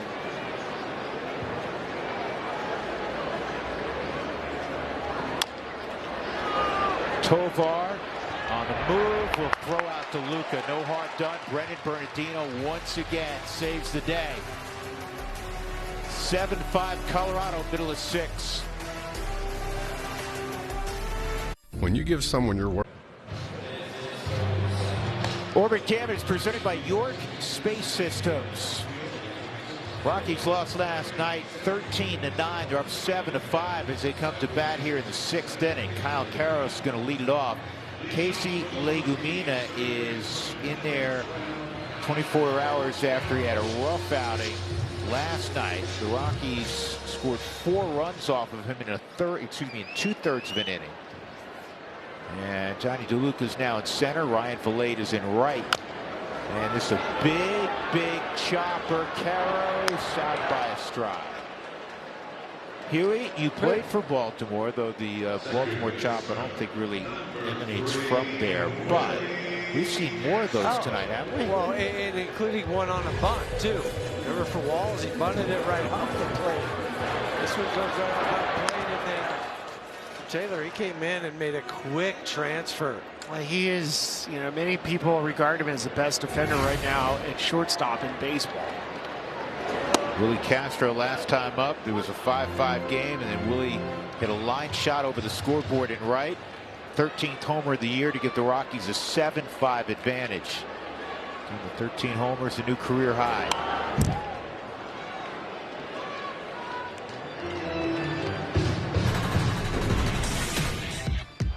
Well, that's about for Castro. 13 home runs. He's also, his hard hit percentage this year is the best in his career as well. He has loved being a Rock.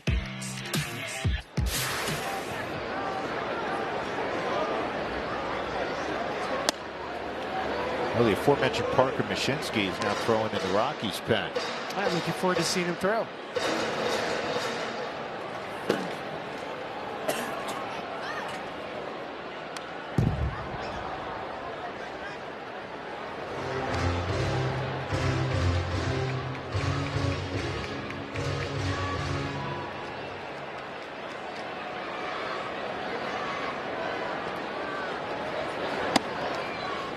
So, Drew, real quick, it was named after the 1890 Baltimore Orioles. It was? Yep. when teams played in the dead ball era. I thought it had something to do with John McGraw. Well, it does, because he and Wee Willie Keeler mastered the chopping swing. Yeah, but they had whoever was taking care of the grounds back then make the first, the right out in front of home plate like cement. Yeah. This is hit the shallow center, and it's caught out there by DeLuca. 2 outs. Good play by DeLuca. It was a great play by DeLuca. Off the bat, 85 miles an hour. It's not hit well. Very good first step, just coming straight in, trusting his athleticism. He's a great athlete. It gives you an idea how big his eyes got, trying to keep his eyes on it, try not to blink. And then he went body surfing. It's like he went body surfing. You ever body surf? Have I ever? Yeah. Yeah. Body surfing's great. Until you go face first. So you end up in the washing machine, and then you're like, this isn't as much fun as I thought. Yeah. First pitch in there for a strike on Jordan Beck. Jordan a triple and a strikeout. That is challenging a strike call. Okay, Jordan's going to challenge that pitch. ABS powered by T-Mobile, and it was a strike. Calls confirmed. Colorado has 0 challenges remaining.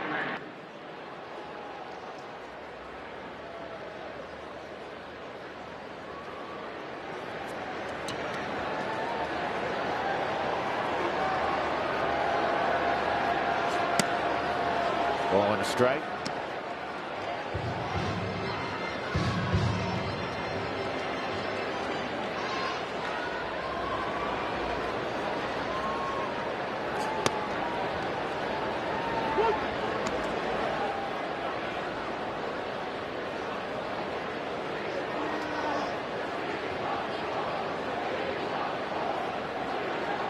One, 2 to Jordan. And that is there. Strike 3. So 1-2-3 inning for Legumina. Rockies up 7-5 as we go to the 7th at Coors Field.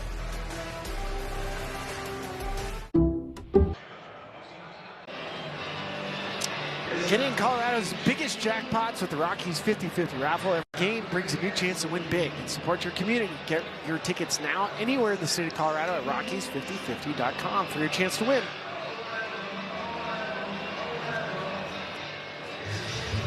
So this is a good story. Parker Mashinsky last pitched in the big leagues in June of 2024 with the Houston Astros.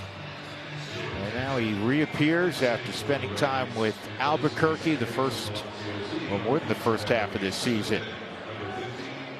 Richie Palacios was due up. It's going to be Ben Williamson pinch hitting for him.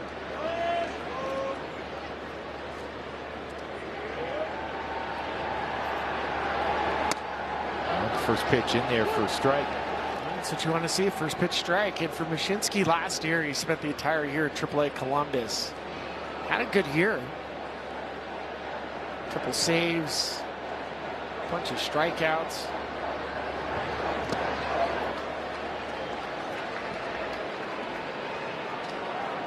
Love these stories. I mean, for a lefty reliever, just hang in there. Hang in there. Somebody will find a spot for you. Yeah, somebody will call. Mashinsky, a 30-year-old. He's ahead of Williamson, 0-2. It's just weird seeing another lefty coming out of the Rockies bullpen. They went the whole season with just one. I know. They've got multiple years where there have been many. Bernardino saw him earlier. He said, dude, you throw left-handed? Yeah. Another person to play catch with? Hot shot, base hit. And getting to it quickly to hold Williamson to a single was Beck.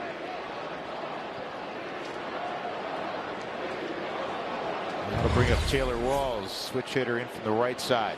Well, for the Rays, they basically emptied out their bench. There's one guy remaining, so they're always going to look for an opportunity to have some sort of leverage against you. So they use Ben Williamson. Paid off. The bottom of the lineup again being a problem.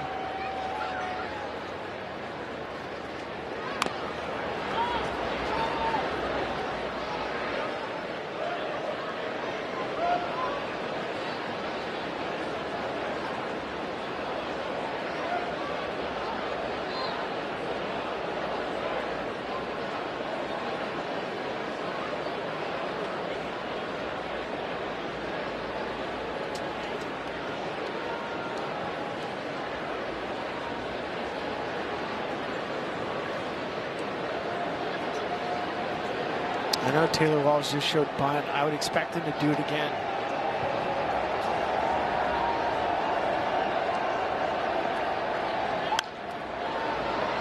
Back long run down that right field line, and he's not going to get there. It is foul.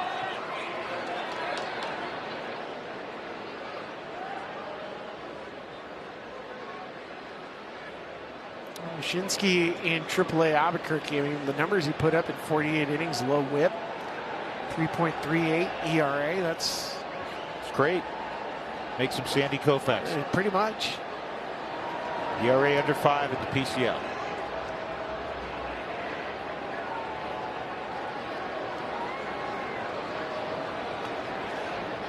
Oh, 2. 1-2.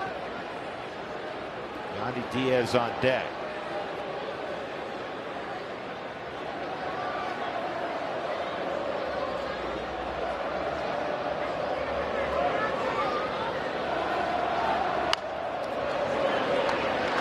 There's one, and Willie Castro turns a double play.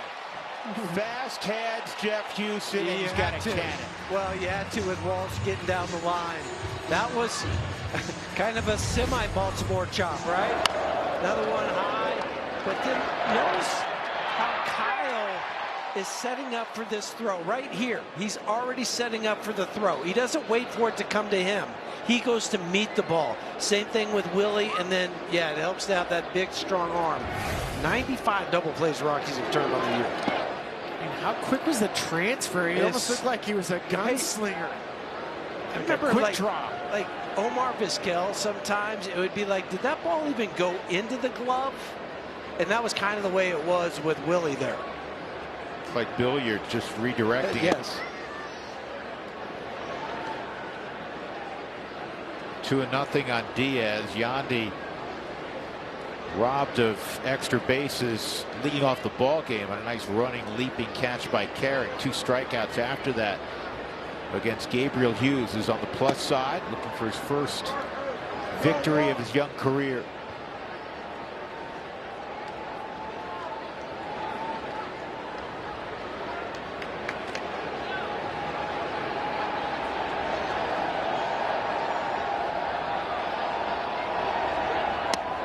And a 4-pitch walk to Yandy.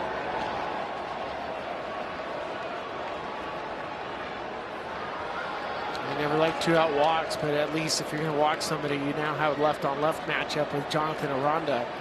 Aranda's hitting 256, much lower OPS. Left-on-left versus righties. He does a ton of damage against right-handers. Alon Leishman is going to go out. And while Alon makes his way to the mound, we'll get a message from Jack in the Box. Don't get FOMO. Get my Philly-style bonus Jack combos and new Philly Munchie Meal. Welcome to Jack in the Box.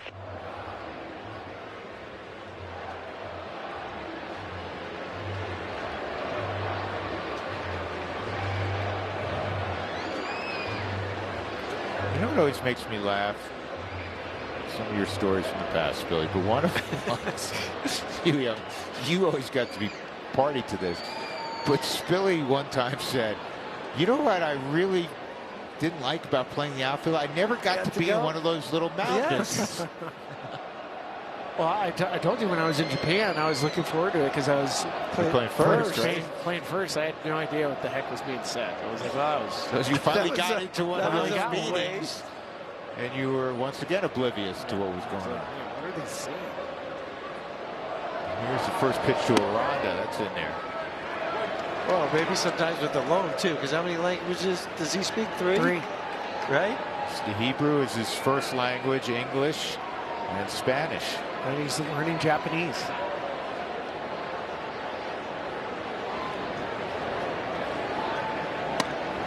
That's there also, 0-2. I always admire people who have a gift for language. Oh.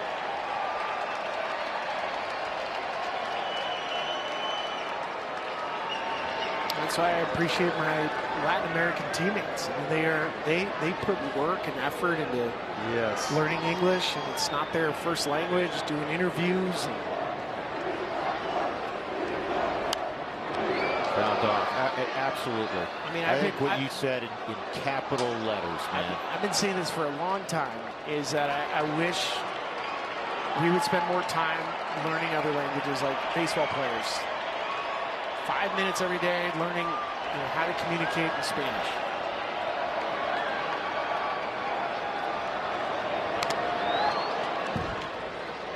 I mean, think about this. If you're from Venezuela or the Dominican Republic, the two prime areas from Latin America, obviously they're kids from Cuba and Panama, etc. The point is when they come to the United States, the food is different, the language is different, everything's different. And oh, by the way, you're trying to get to the big leagues, because when you come over, it's not like, oh, you're automatically in the big leagues. You're a young guy in a minor league somewhere. Away from your family. Yep. Can't come see you.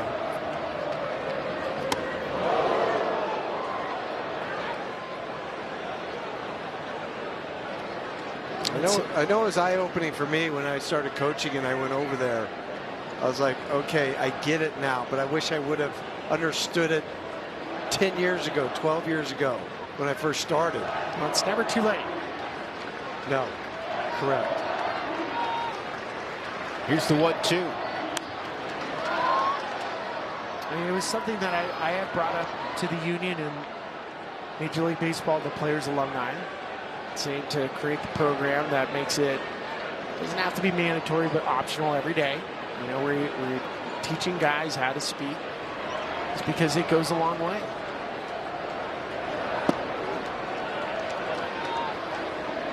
Shinsky missed down there, 2-2. Diaz at first, 2 outs in the Tampa half of the 7th, with the Rockies up 7-5.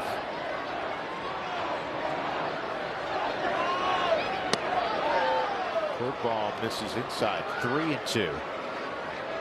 See if TJ's going to play behind Diaz. Kind of moving back. I thought he might start in his back pocket and then go back, but they just want to make sure they have the most range. Ground ball towards second. Good pickup by Castro. Sets his feet and ends the inning with that perfect throw. Good job by Parker Mashinsky. We'll stretch at Coors Field. Rockies up by 2.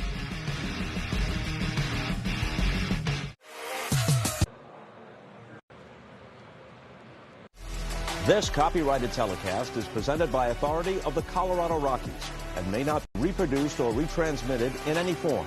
And the accounts and descriptions of this game may not be disseminated without the express written consent of the Colorado Rockies.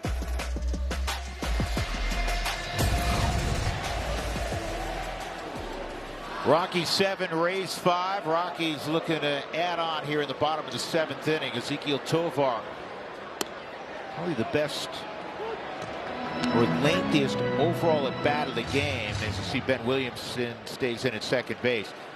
What was it, a 10-pitch at bat line, a single to center to drive in a run in the 3rd. That was his 5th consecutive hit. Tovar hit the ball hard his next time up. It was thrown out by the second baseman Palacios.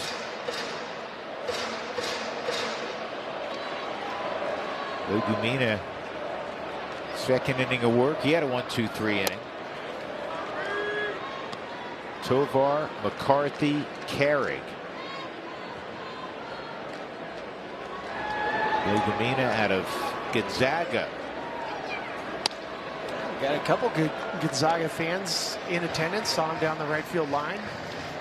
We're looking forward to watching Gabriel Hughes pitch. Troy Johnson maybe get a pinch hit at bat. High fly ball to right.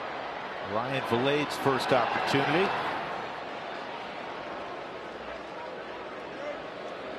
The 2027 Rockies schedule is out, so now is the time to plan your next premium experience at Coors Field. Ask about flexible suite and hospitality packages, including opening day options. Call 303-ROCKIES to start planning today. Jake McCarthy has had a perfect ball game. 3 for 3. Scored a couple runs. DH in tonight. He's rocking the mock turtleneck tonight too. A little fashion statement. Kind of casually, a clandestine way, look down at third. He hits this hard also, but it's right to Williamson, 2 outs. That's 9 in a row set down by Tampa. And that'll bring up Carrick, who's 1 for 3.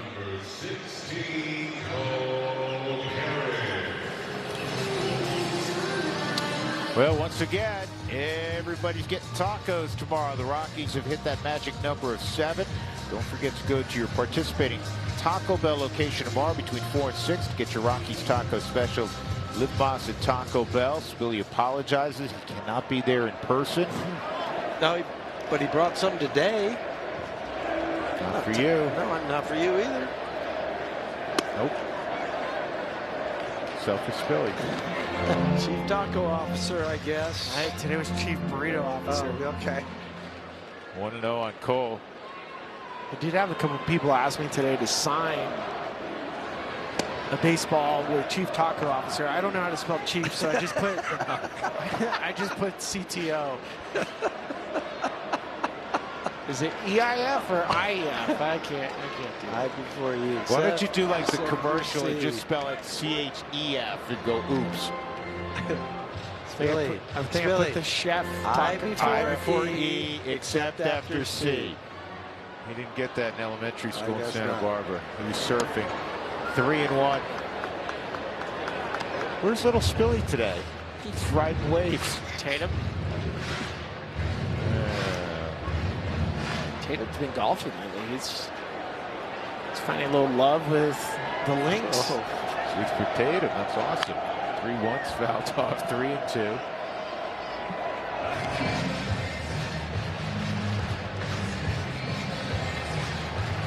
Because Tatum's falling in love, Huey, with golf again. He had to go to his neighbor, knock on his door, and get his clubs back. Gave him to his neighbor a couple of years ago. That's a soft liner, broken bat, handled by the first baseman Aranda. So the Rockies have gone quiet on offense, but they have a 7-5 advantage going to the 8th. Dr. Evil. Orbit Cam is presented by York Space Systems. Well, here's what occurred on a little foul ball by Cole Carrick last inning. Watching the camera right well. here. There's our buddy Jeff Houston, and just like he's playing shortstop. And Drew behind me, he wasn't ducking. Michael was like trying to get. Hey, you know what? I don't have a glove. And you're not paid anymore to field ground balls, are you? Drew's like, yeah, Michael's going that way. Like everybody's ducking. Junior Caminero, Rockies up 7-5, and Juan Mejia touches the zone there at 95. 1-1. Juan's been in a good place, just 3 runs from an earned variety allowed over his last 14 2/3. Much better at throwing strikes, a lot more pitches in the zone. 2-1. Caminero yesterday hit his 31st and 32nd homers of the year.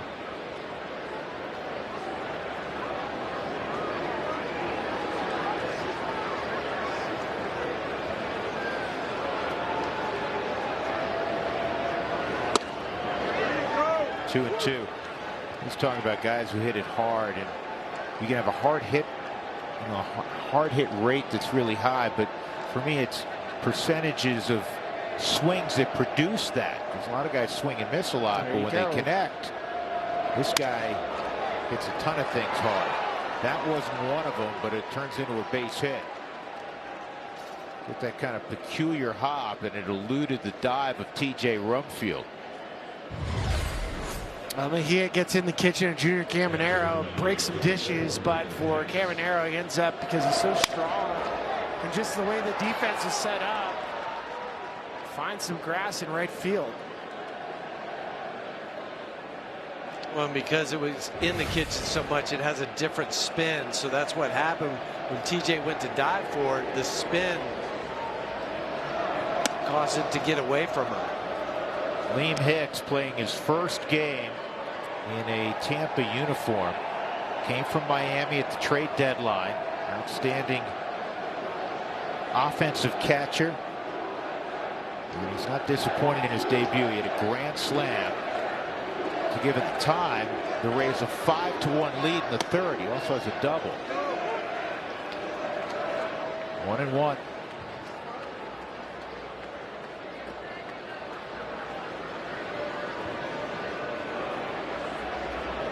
Left-hander Garrett Clevenger is warming up in the Rays pen. Here's the 1-1.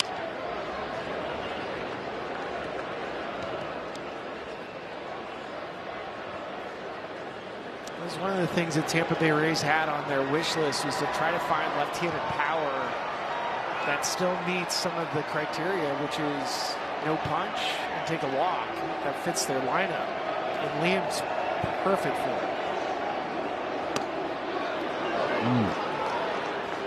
Close, but not close enough, evidently, according to Alan Porter. And again, the Rockies can't challenge. It was outside. I don't know if Hunter would have. If the Rockies still had a challenge. 2 balls, 2 strikes. This is in the air to left. 1 out as Moniak makes the grab. That'll bring up Ryan Valade for the second time.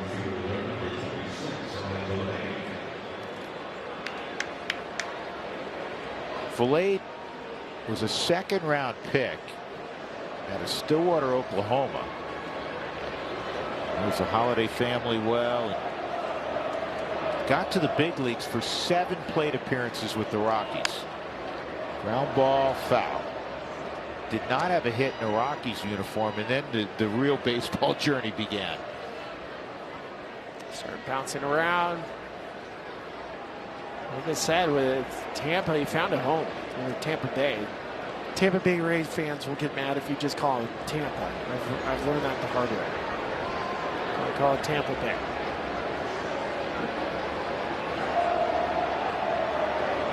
Oh, that hit the bat. They're going to play it out.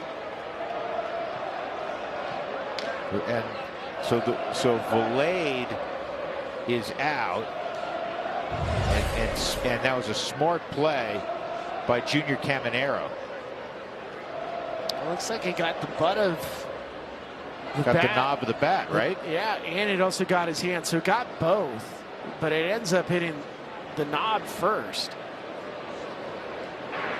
Call on the field is that the ball is alive and in play. Tampa Bay is challenging that the batter was hit by the pitch.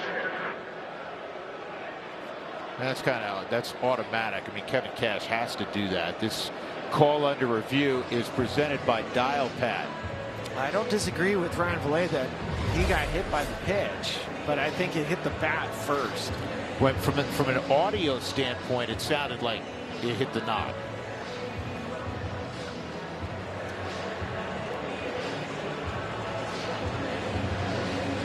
And I would assume, you guys probably had this conversation during your careers, I would assume that's what Allen's going off. It's not like he can see it. He hears wood, right?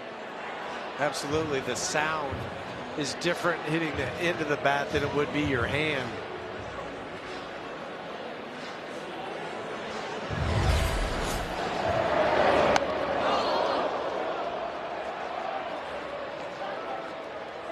And that's not theatrics either, because I'm sure his palm got pinched, as you know, the meaty part of the palm, or maybe the pinky finger, maybe, right? The pinky. Yeah, depending on how much it's overlapping the end of the bat. Right, both things can be true. Yes. I just don't see, how you could overturn the call that was on the field. I don't think you can. A lot of runners, though, I want to go back to Caminero. They get confused on a play like that. Yeah. He did the smart thing, Huey. Just go back to the bag. Well, if he was to do this one over, he would have thrown it to second. Yes. Review, the call on the field stands. The ball is alive and in play. The runner is out at first base. Tampa Bay will lose their challenge.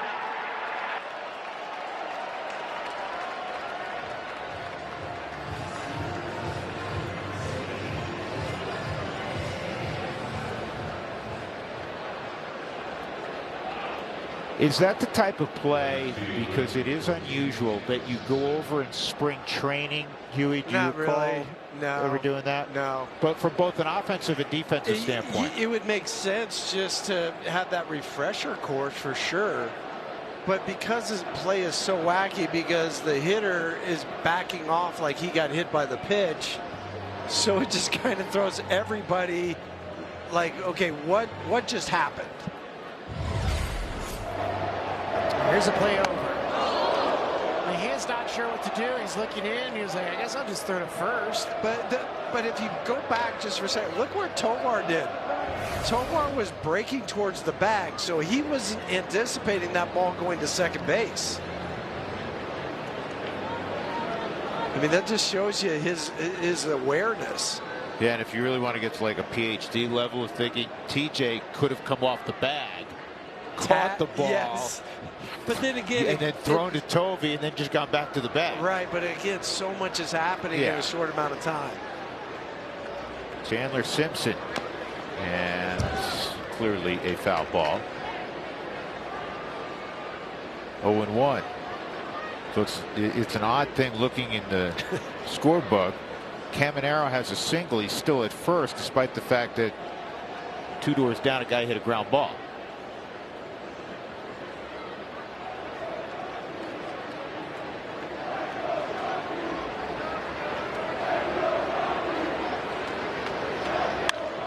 And a base hit to left for Simpson. Now think about the fact that there was no advancement there. I'd rather get Chandler Simpson out of the way, and hopefully Bahia can get this out right here. Going to face Johnny DeLuca with 2 out and 2 aboard. Yeah, because Chandler can't steal second. He's not leading off an inning where it creates some havoc. Even with the 2-run lead, I just don't like having Chandler Simpson on the bags. But it does bring the top of the lineup up in the 9th. DeLuca deep short. I thought Tovey was going to go to third. He got him at first. What a play again, deep in the hole by Ezequiel Tovar, and the long hop throw just in time.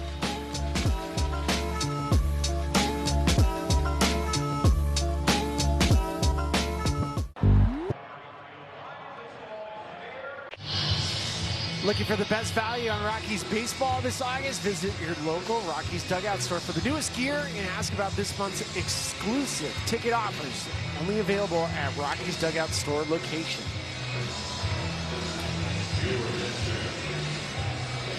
So the Rockies in the bottom of the 8th inning looking to add on. They're up 7-5. Mickey Moniak was due up. Steven Matz is on the mound. And because of that, Mickey Moniak will be pinch hit for Tyler Freeman. And Tyler takes ball 1. Well, for Steven Matz, he was in the rotation and then lost his spot, was really struggling. This is going to be playable for Aranda, 1 out. That'll bring up Hunter. Jordan Romano, as he's been doing the last several weeks, going to handle the 9th inning on the plus side.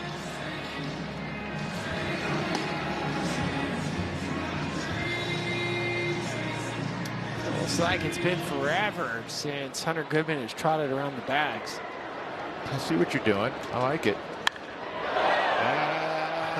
It's got to stay fair. It does not. That would have been the best. That would have been awesome. I would have dropped the broadcast mic and walked out. Yeah. Take the headset off. Boom. See it.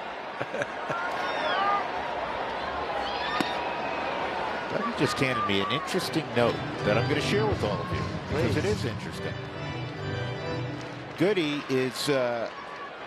has thrown out a 1058 OPS against relievers this year. That's the best in baseball. He's going to go down a little bit after that ground out. Pretty impressive. You know what else tells you? He's doing a lot of damage late in the evening. And against good relievers. I mean, there's not a lot of, especially in this day and age where the specialization of the bullpen, the arms coming out of there are not easy to hit. That's kind of wild. And I hope it ends right here with TJ. The Rockies haven't had a base runner since Jake McCarthy's single in the 4th inning.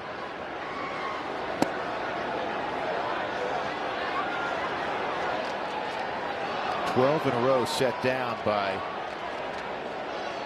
a trio of relievers. 2-1.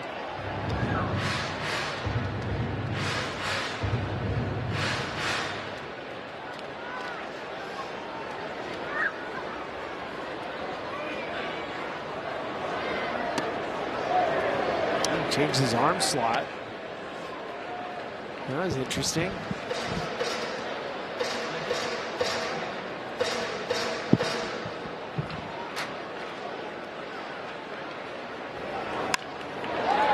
Slice to left, and it goes off the glove of Simpson. And TJ in a second.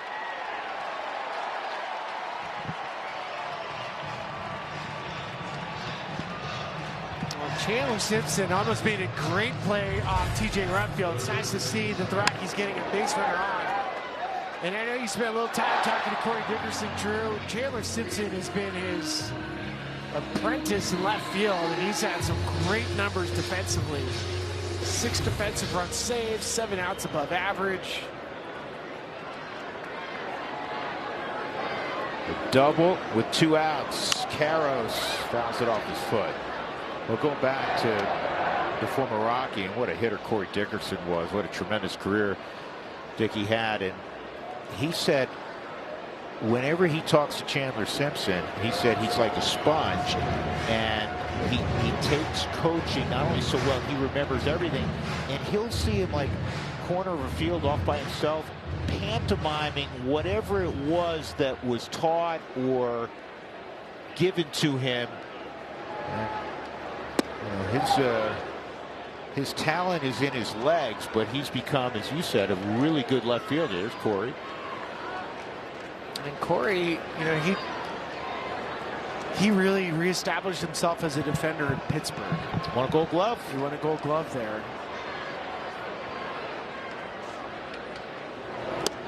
One and 2 on Karros.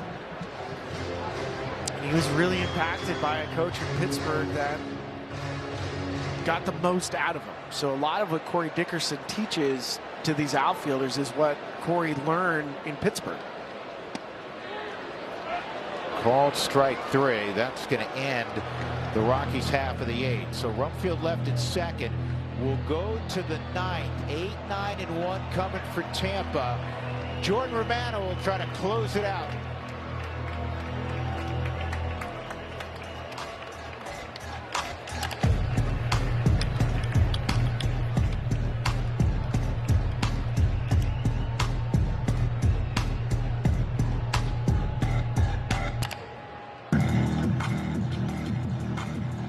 Your attention. Now pitching for the Rockies, number 68, Jordan Romano.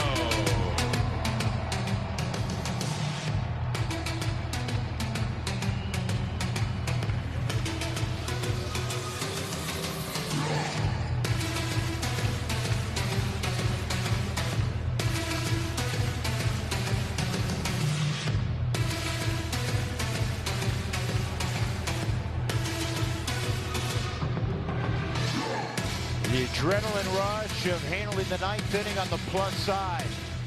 Jordan Romano has done it many times, most notably for Toronto. So he's ready to go to get the final 3 outs. We're ready to go to center field. The post-game set. Here's Kelsey and Corey. Yeah, thanks, guys. Kelsey Binger, Corey Sullivan getting you ready for the post-game show presented by UC Health. Mickey Moniak on the day of his extension. That was so fun to see a home run. It was. 3rd time this year he's gone back-to-back games with homers. I also love the way Gabriel Hughes responded after that 3rd inning. We'll talk a little bit about that as well. Hey, Rockies looking to even the series, guys. Romano going for his 10th save of the year. Let's see if he can get it done quickly. All right, Kels, thanks much. Ben Williamson, who came off the bench for Richie Palacios and had a pick single. He'll lead it off. Then you have the switch hitting shortstop Taylor Walls. Beyond that is Yandy Diaz.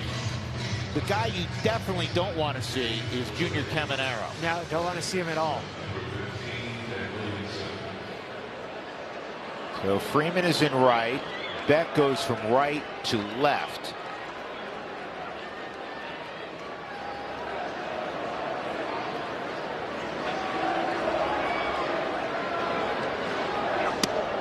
First pitch is in there, strike one.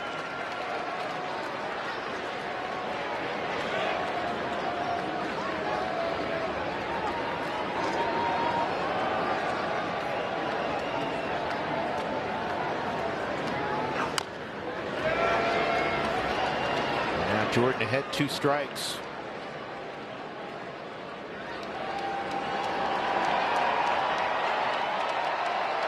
Jordan's seen Tampa Bay quite a bit in his career. A lot. And the locking horns with them. He has 122 career saves, and it's always a slider. That's his pitch.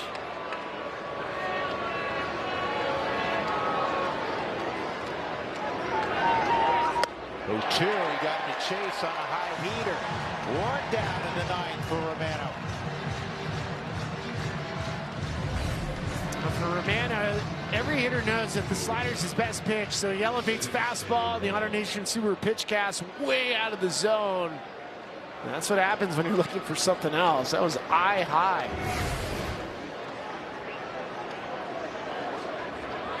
Taylor Walls, 1 for 3. That's in there, 0-1.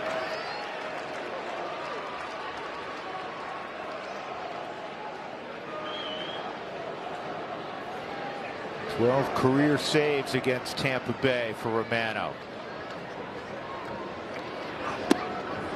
1-1. I've got a great stat on just how good he's been. Romano, an 87.1 save percentage in 2019.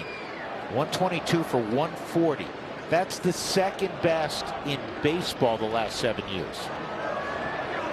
I don't know how many people, and I'll raise my hand, I would not have realized that. I mean, he was an all-star. He was one of the league's best for a solid period of time. And even though he's not at the peak of his powers, because of the experience of doing it, it makes the 9th inning a comfortable ask when you're giving the ball to Jordan Romano for Warren Schaefer. The heartbeat thing. Yeah, Schaefer loves it. Yeah, we were talking to Mickey Moniak a couple days ago about that thing. You know, the young guy comes in, something happens, a couple guys get on, you start to worry a little bit. With Jordan, he said, hey, if 2 guys get on, yeah, you've been there before. The comfort level is much better. Yeah, well put. 2-2.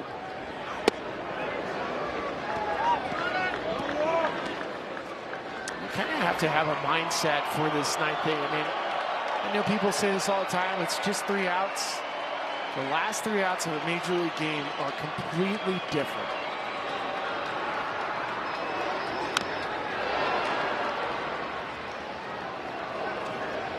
And I always go back, and you guys can describe it the best, and that is not that you're not focused when you take an AB in the 1st, 4th, 6th, 7th inning, but there's just that acute focus in a tight game, right, in the 9th?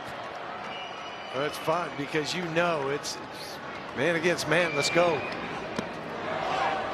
He held up, so it's a 1-out walk, and that means that Yandy Diaz is the tying run as he comes up. And you see Jordan kind of throw his head back just a second ago. He's like, man, walking that 9th place hitter. The bottom of the lineup for the Tampa Bay Rays have been a problem. Yep, they've been far more productive than any other section of the lineup today. First pitch is in there on Diaz, who's 0 for his last 12 at the plate.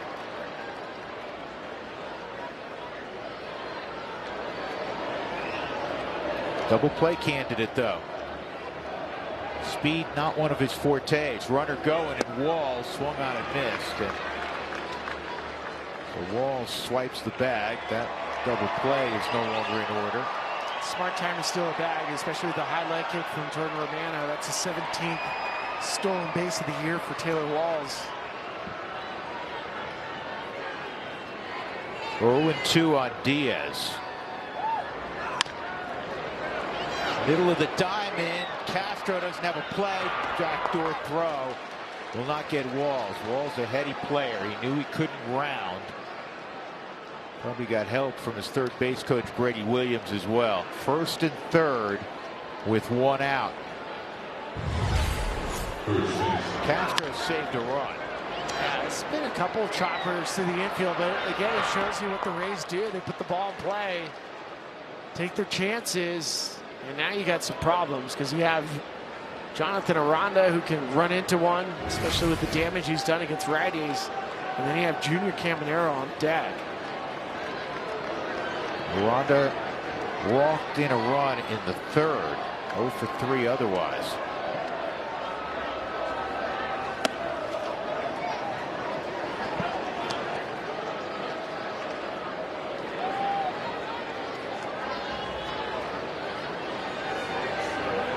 Gabriel Hughes on the plus side, Bernardino, Mashinsky, Mejia, all unscored upon out of the pen.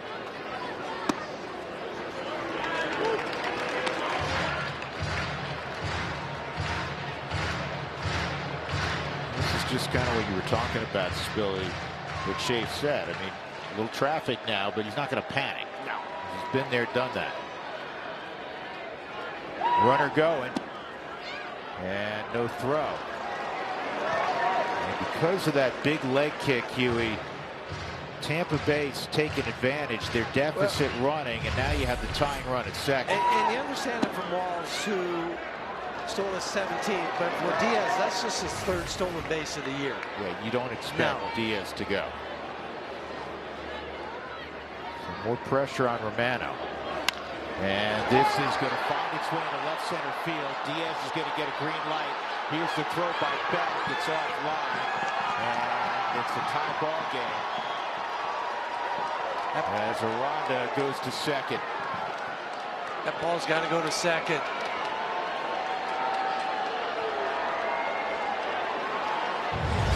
And the Rays have taken advantage of the walk. Some stolen bases, inside out swing for Aranda, and then you're right. I mean, Jordan Beck, when you're running this far over towards the left, you have no chance to get Yanni Diaz.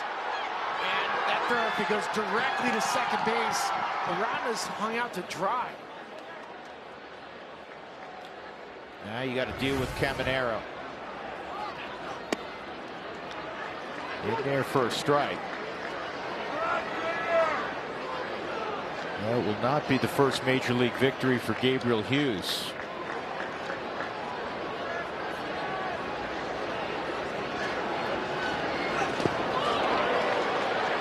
Two strikes on Caminero.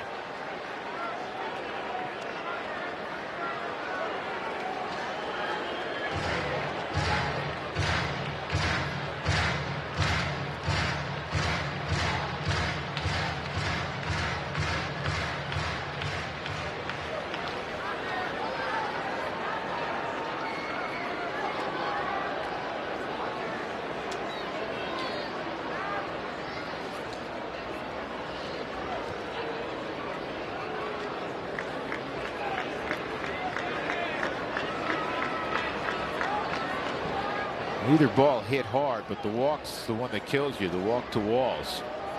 0-2.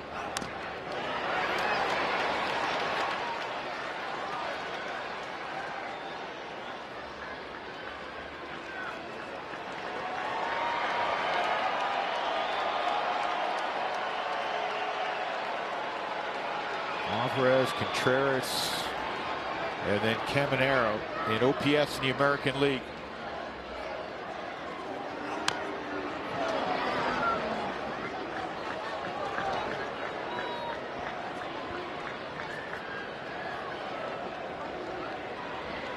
Jimmy Herget has just gotten up.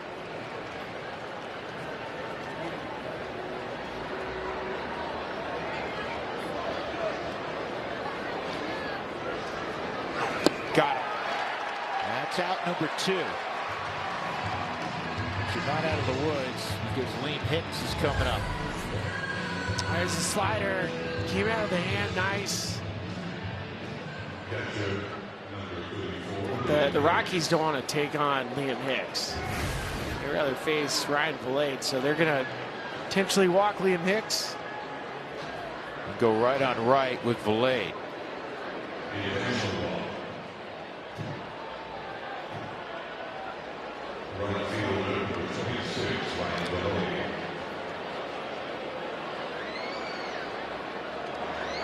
Vilade pinch hit in the 6th inning for Victor Mesa Jr. Robbed of a hit by Tovar. Also hit a comebacker off the knob of the bat. That gets away. And for a moment, Aranda headed toward third. That would not have been the sharpest of plays. Especially when the ball's on that third base side. I wish he would have gone. And tossed out. For Valade, there's no question. This is a revenge AB for a guy that was a former Rocky. 2-0. His last at bat.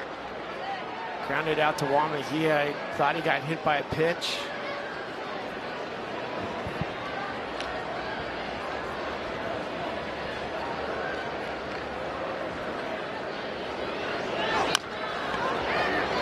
Karros at third. So we'll go to the bottom of the ninth. 7-7. The Rockies will try to walk off the Rays. Here's who's coming up. Willie Castro, he homered earlier. Jordan Beck, Ezekiel Tovar, the scheduled three. I'm safe. There's the line score. The Rockies 7 and the Rays 7. Both teams 10 hits. Willie Castro against Steven Matz in the bottom of the ninth inning. Willie gave the Rockies the 7-5 lead with a 2-run shot in the fourth. And he tried to win it with that swing here in the bottom of the ninth. I don't mind taking an early shot in the count to try to do some damage.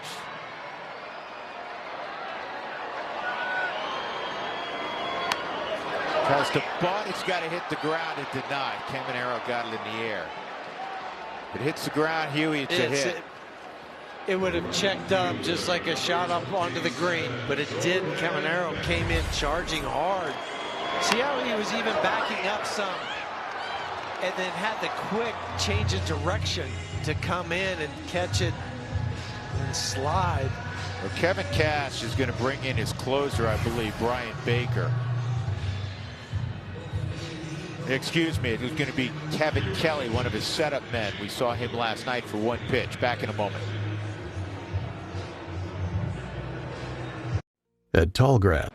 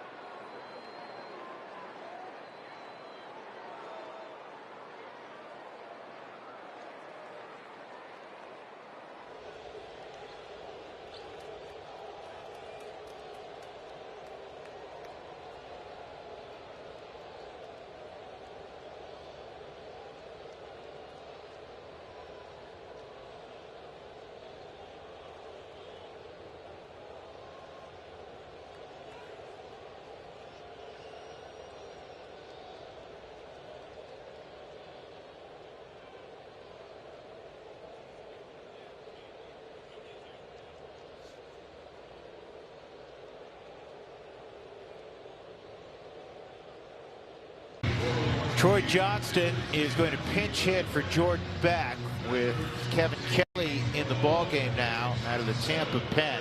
We saw Kelly literally for one pitch. He got the 27th out.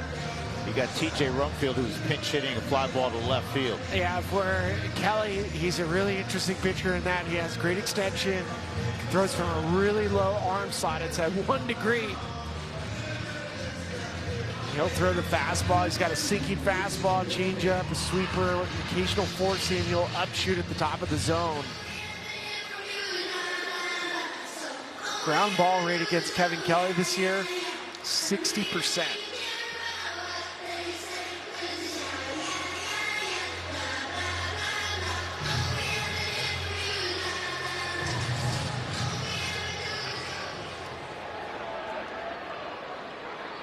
Johnston steps up with 1 out in the 9th, 7-7. And that's caught somehow by Kelly.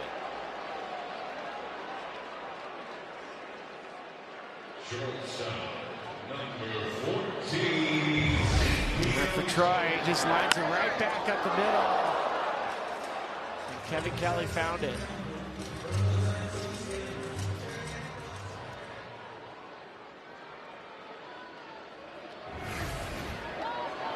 Tovar down the line. That should be a double. Here's the throw. It's cut off. And the Rockies have the winning run at second. Stay hot, Ezekiel. How about the last 24 hours, Billy? I am so happy for Ezekiel Tovar. First pitch, little two-seam fastball. He rips it right past Junior Caminero. Notice that head movement, the head placement. He's hitting behind the baseball. You really see his eyes are watching the ball travel off his barrel. And if you could handpick one guy for this moment, it may very well be Jake McCarthy. Jake takes the ball. He's 3 for 4 tonight. He's been great all year in every category. Runners in scoring position, he's been terrific. He has 42 ribbies at home, trying to win it. 1 ball, 1 strike.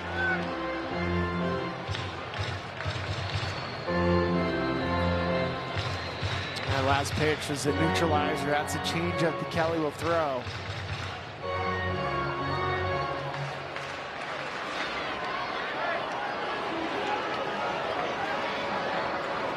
One.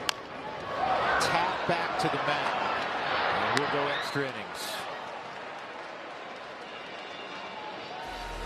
7-7. Heading to the 10th at Coors Field.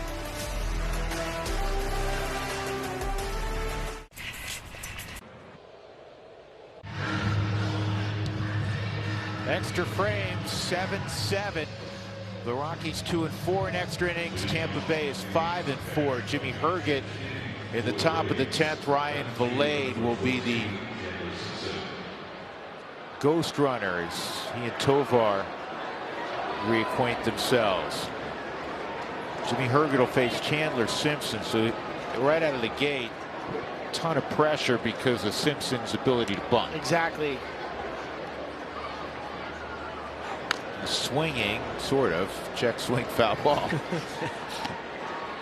Well, when you have a contact guy like Chandler Simpson, he doesn't have to specifically bunt. You know he's going to at least put the ball in play. And a lot of times on the ground, too.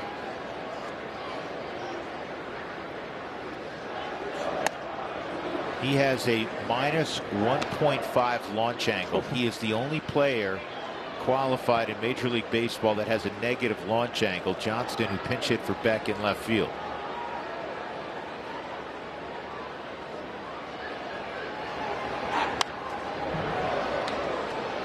To simplify it, folks, it just means he's hit the ball on the ground as much as he can. And he's the type of player where you want him to hit the ball on the ground. And interestingly, Fernando Tatis Jr., who has a super high hard hit rate, for whatever reason, he's hitting it on the ground, and nobody with the Padres wants him to. And he doesn't want to. 2-2. Bogart's on that list, too. Yeah. He's had a rough season. 2-2. Simpson strikes out less than 10% of the time. He's Luis Arraez-like in that the ball can get deep. He's going to make contact. He runs better than Arraez, not quite the accomplished hitter that Luis is. Puts it on the ground, right side. To third is Vilade with 1 out. And Huey, you kind of take that as a victory. Yes, you do, because of his speed. You know, he can beat out a 2-hopper. It was just a really slick play from Willie.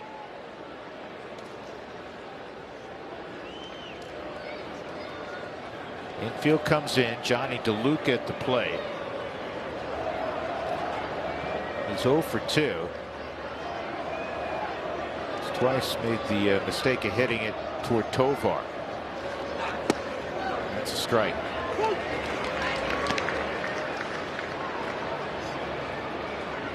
This Rays team is very creative. They're looking down at the signs from Brady Williams.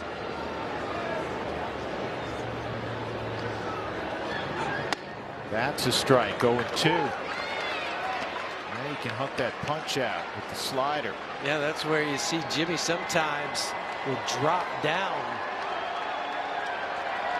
Make that slider even more difficult. Got it. How big was that? Infield can back up. 2 gone. And Jimmy does exactly what Huey just said. He dropped down, creates a little bit more angle to get a lot more sweep from his slider.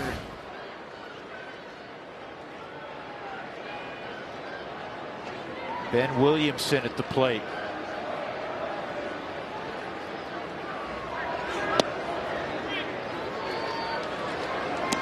Single and a strikeout for Williamson.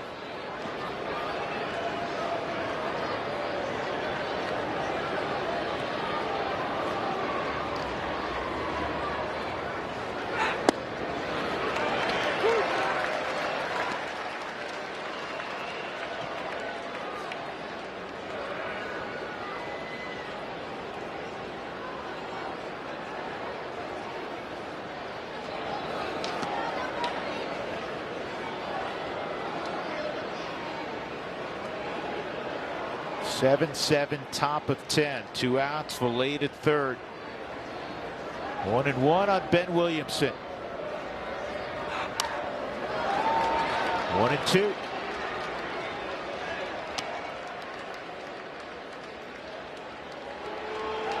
Jimmy, born and raised in Tampa, Florida.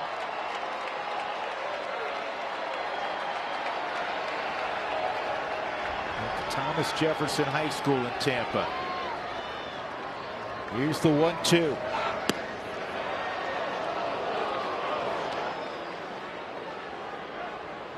Now in extra innings, the Rockies do get an ABS challenge. They lost it earlier in the game. They lost it in the 6th inning, but they get one back. 2-2. 3-2.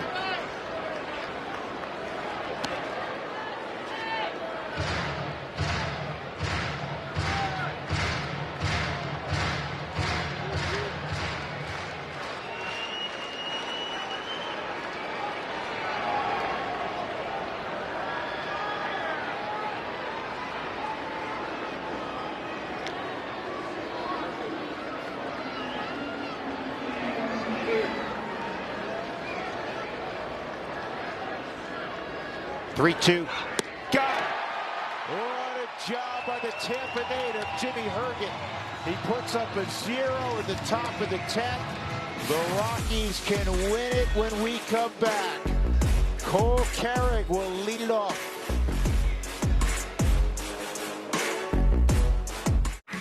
Swung on.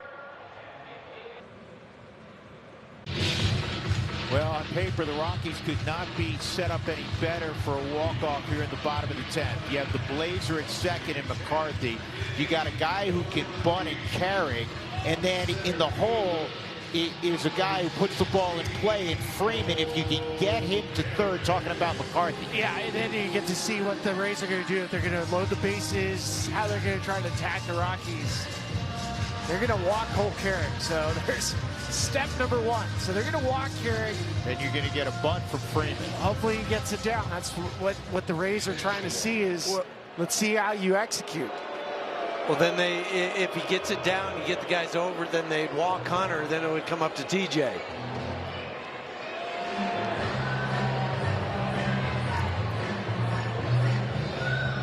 It's such a fascinating strategy because we've seen this, especially late in games. If you don't score in the top of the 10th inning, how do you try to put pressure on the offense to try to execute, which is exactly what the Rays are saying to the Rockies. Execute. Let's see you do it. Yeah, that's why I think it's fascinating when you can throw up a 0 in that top of the 10th inning. Yes. Or any, if you go 11 and you get a 0, it just gives you overwhelming odds to win it in the bottom half of the inning. Yeah, and think about how quick Kevin Cash is thinking this thing through. He doesn't want to face Cole Carey. He said, all right, we're going to go first and second. They got the burners. It doesn't matter. It's the runner at second that matters. Now you got Freeman. Kelly fields his position well. You want that bunt to go to third, and if you do get it down, they're going to walk Hunter Goodman, and then you have a double play candidate because Kelly induces so many ground balls with T.J. Rumfield.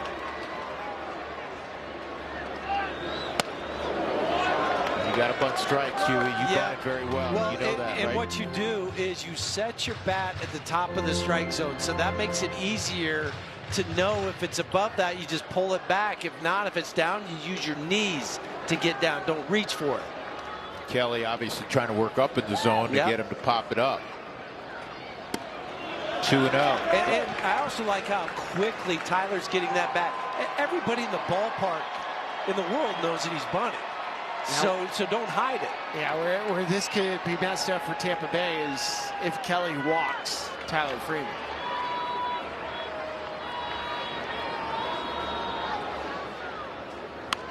Gets the bunt down, perfectly executed. And they just did get Freeman at first. So an absolutely exquisite bunt by Tyler Freeman, and the winning run's 90 feet away. Well, it's not a foregone conclusion that they're going to walk Hunter Goodman. So gets the bunt down, establish that angle early. The Rockies are looking to beat it to first. Tyler indicated he thought he beat it. The Rockies will not challenge. How about this? I mean, you'd assume they gotta walk him.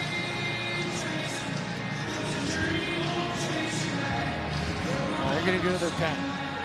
They're going to bring in the lefty Clevenger, which means they're absolutely going to walk Hunter. The Rockies with one out of the winning run, 90 feet away.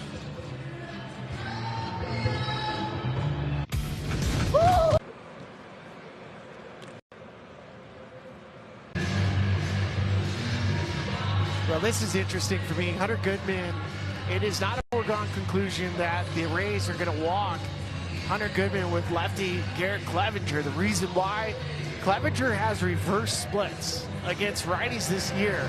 He's punched out 31 in 20 2/3.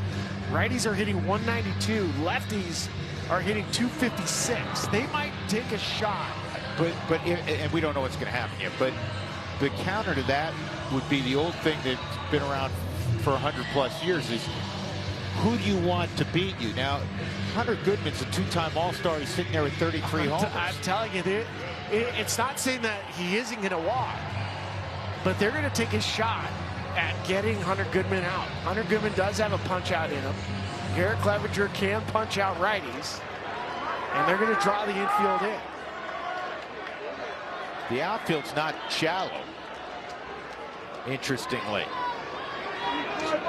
The only guy who's shallow somewhat is Simpson. In center field, DeLuca is average depth. Same with Valade in right. Ball one on Hunter. And you have one of the fastest guys in baseball at third base in Jake McCarthy. Yeah, so this at bat screams. I mean, Hunter's not going to get a good pitch to hit. Clevenger's going for a punch out the entire time. He's going to throw all of his wipeout stuff. Down the line, off the glove. Now, is he in fair territory? Where did Junior Caminero contact that? I don't know if he did touch it. It's tough to tell. Oh, he did. Okay. It looked pretty close from our angle. 1-1.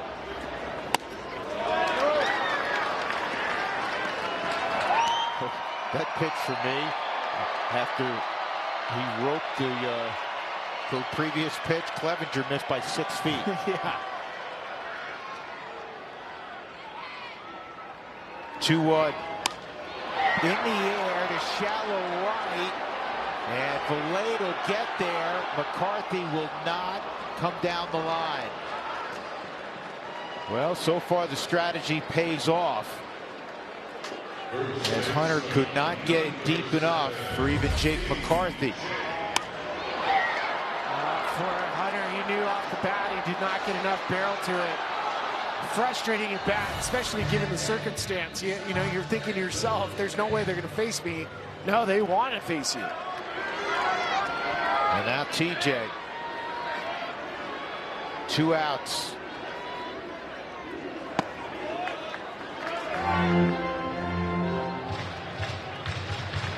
Field this year in his rookie campaign has had so many large hits. But let's not forget too, Liam Hicks is catching Clevenger for the first time, so he's trying to figure out where the ball's coming from in the movement. That one almost got away from him. Great point.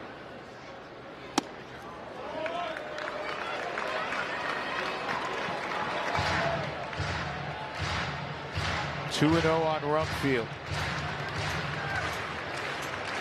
Newest Rocky, Nick Frasso.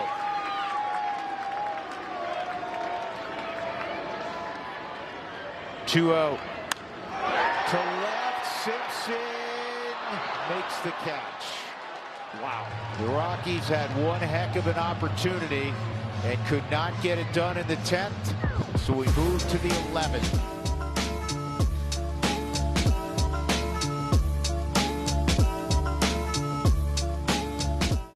At Tallgrass. Well, the Rockies missed on a golden opportunity, and now it's the major league debut for a guy the Rockies just acquired recently, Nick Frasso. He came in the Seth Halverson deal from the Dodgers organization. You're thrown straight into the fire. Here we go. Welcome to the Rock Show, Nick Frasso. The runner at second is Ben Williamson. He can run. Taylor Walls at the plate. Gotta be wary of the bunt here.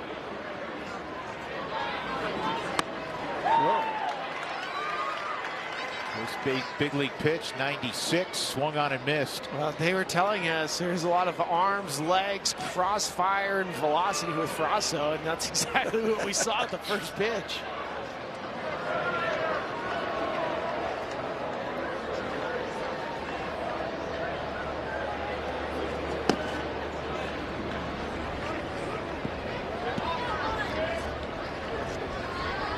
So he made this point a moment ago. Liam Hicks had never caught Clevenger. Liam Hicks is his first day in a Tampa uniform.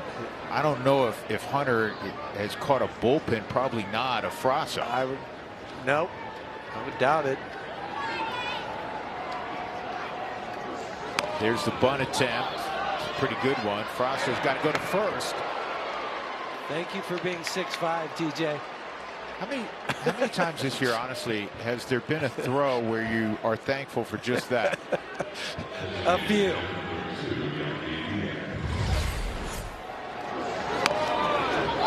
Frasso gets off the mound. He fields it with his glove. He doesn't set his feet. You see, he jumps because he was like, oh my goodness.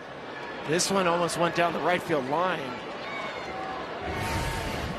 Yandy Diaz with the infield in. 7-7 in the 11th. And there he goes to the backstop. And scoring standing up is Ben Williamson to make it 8-7.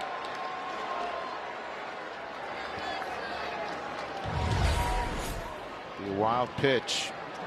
Threw it on the cutter, just overcooked it.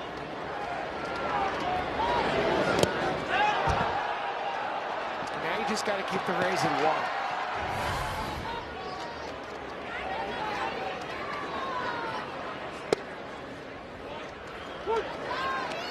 One ball, one strike.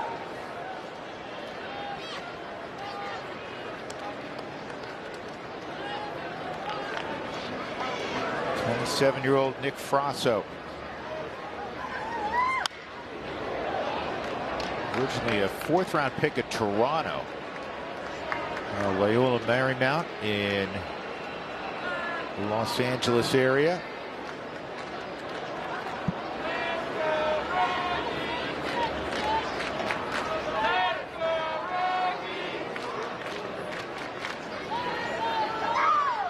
1-2. 2-2. I mean, I'm sure he's going through so many emotions. You come into the game, it's extra innings, thrown straight into the fire, trying to catch your breath. Rockies had a 7-5 lead in the 9th. Didn't hold it. And they had as good an opportunity as you're going to get in the bottom of the 10th, given who was situated where, you know, with McCarthy at third and 1 out.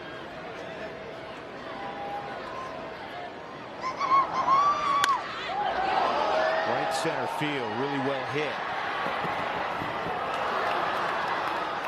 And it's going to be a double for Yandy Diaz.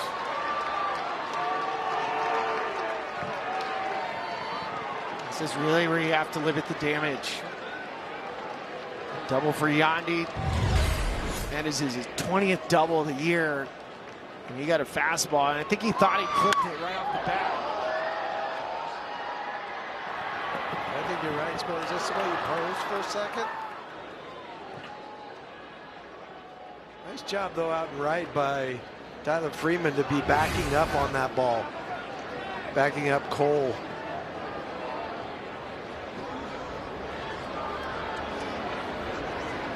Here's Aranda.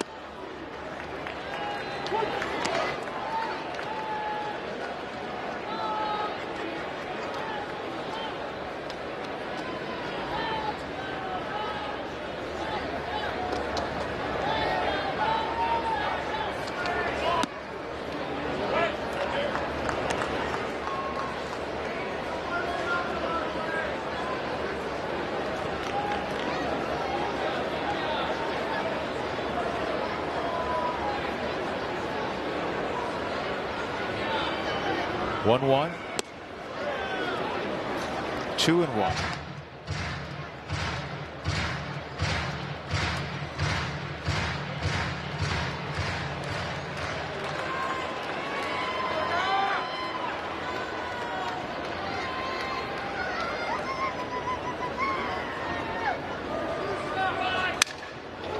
Broken bat, fly ball to Freeman. It's the second out. Diaz tagging. Here's the throw. So Diaz with 2 outs at third.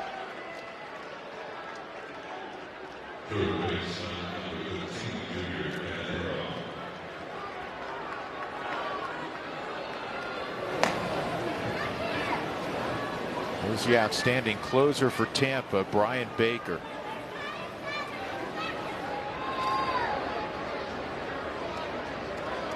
Camanero's 1 for 5. 3 strikeouts tonight. Also trying to keep it a 1-run game.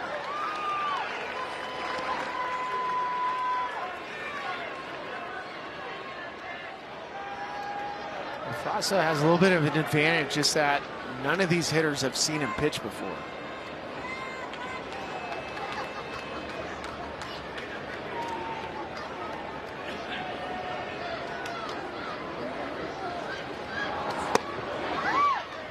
That's on the corner. And the tap. Batter is challenging the strike call. From Caminero. ABS powered by T-Mobile. Is it 1-1 or 0-2? Goes back to 1-1. Ball's overturned. Tampa has 1 remaining. Good challenge from Caminero.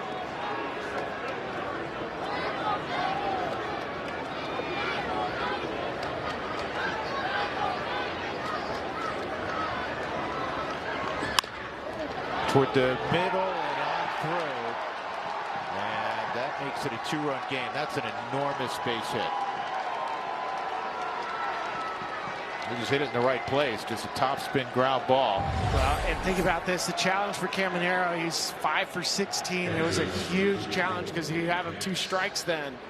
Little cut fastball. He has so much plate coverage. This one, wait for him. You see him with his hands in the air because he knows how big of a run that is. Liam Hicks.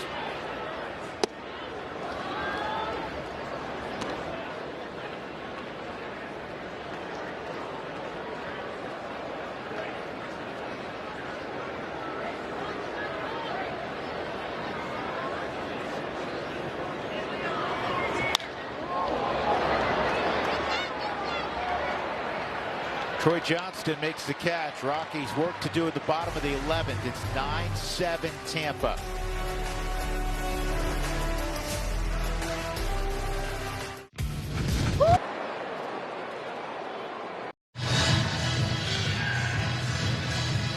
So here we go, the bottom of the 11th. The Rockies down by 2 runs. Kyle Karros will lead it off. TJ Rumfield is the runner at second base. On the mound is Brian Baker. He has 30 saves this year, and he has saved 20 in a row.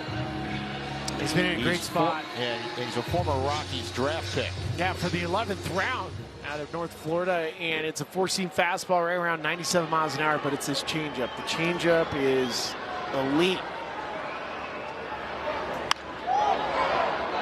Karros to be followed by Castro, and then Troy Johnston. Baker also has a really unique arm slot. I mean, you'll see this with the Rays all the time. It's at 55 degrees, so it's pretty much over the top, which allows him to have the great changeup.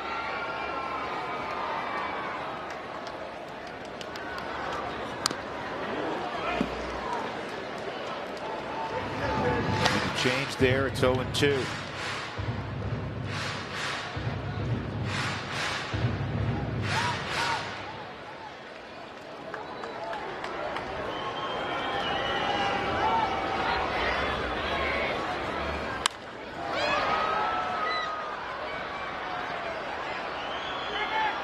Delayed and right.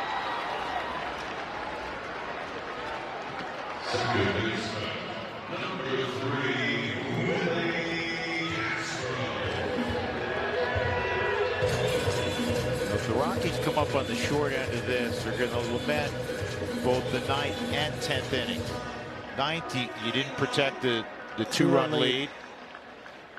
And Jordan Romano has been really good in a Rockies uniform. The walk in there early played a huge role. And then the 10th inning offensively, in the bottom of the 10th, you had it all set up. And you had your speed guys out there. And you had your 2-time All-Star. Just didn't get the ball deep enough to the outfield.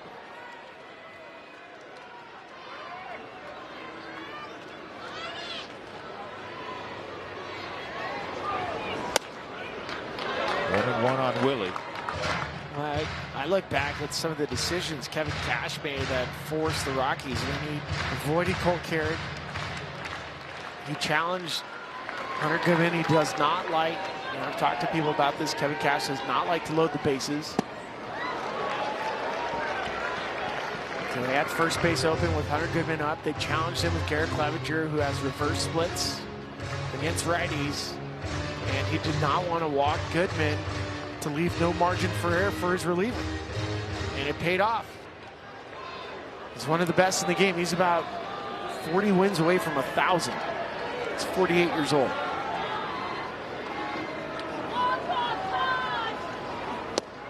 Two and two on Castro.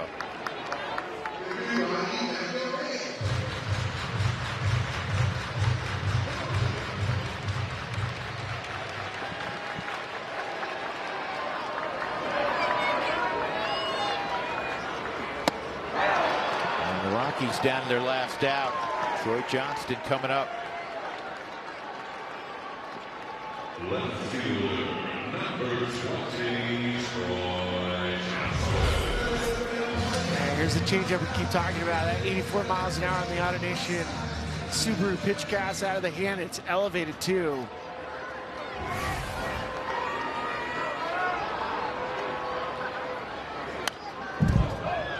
Just don't see that many guys throwing right over the top. I mean, I think the last guy was Josh Colemanter. Nice one.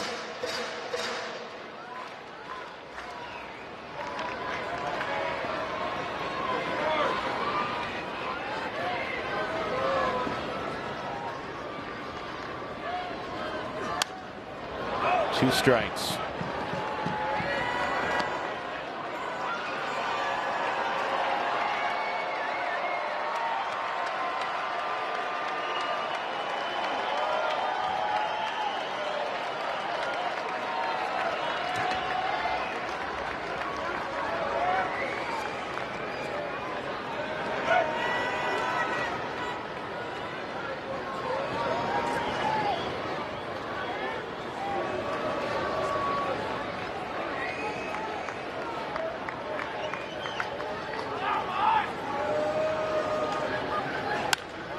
This is foul down the left field line.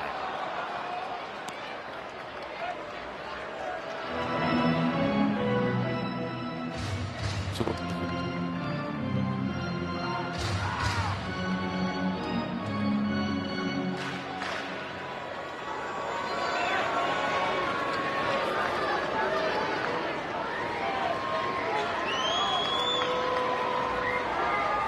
two strikes.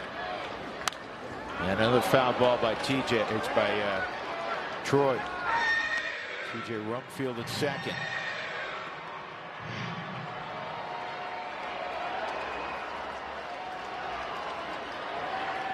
Johnston can keep it alive.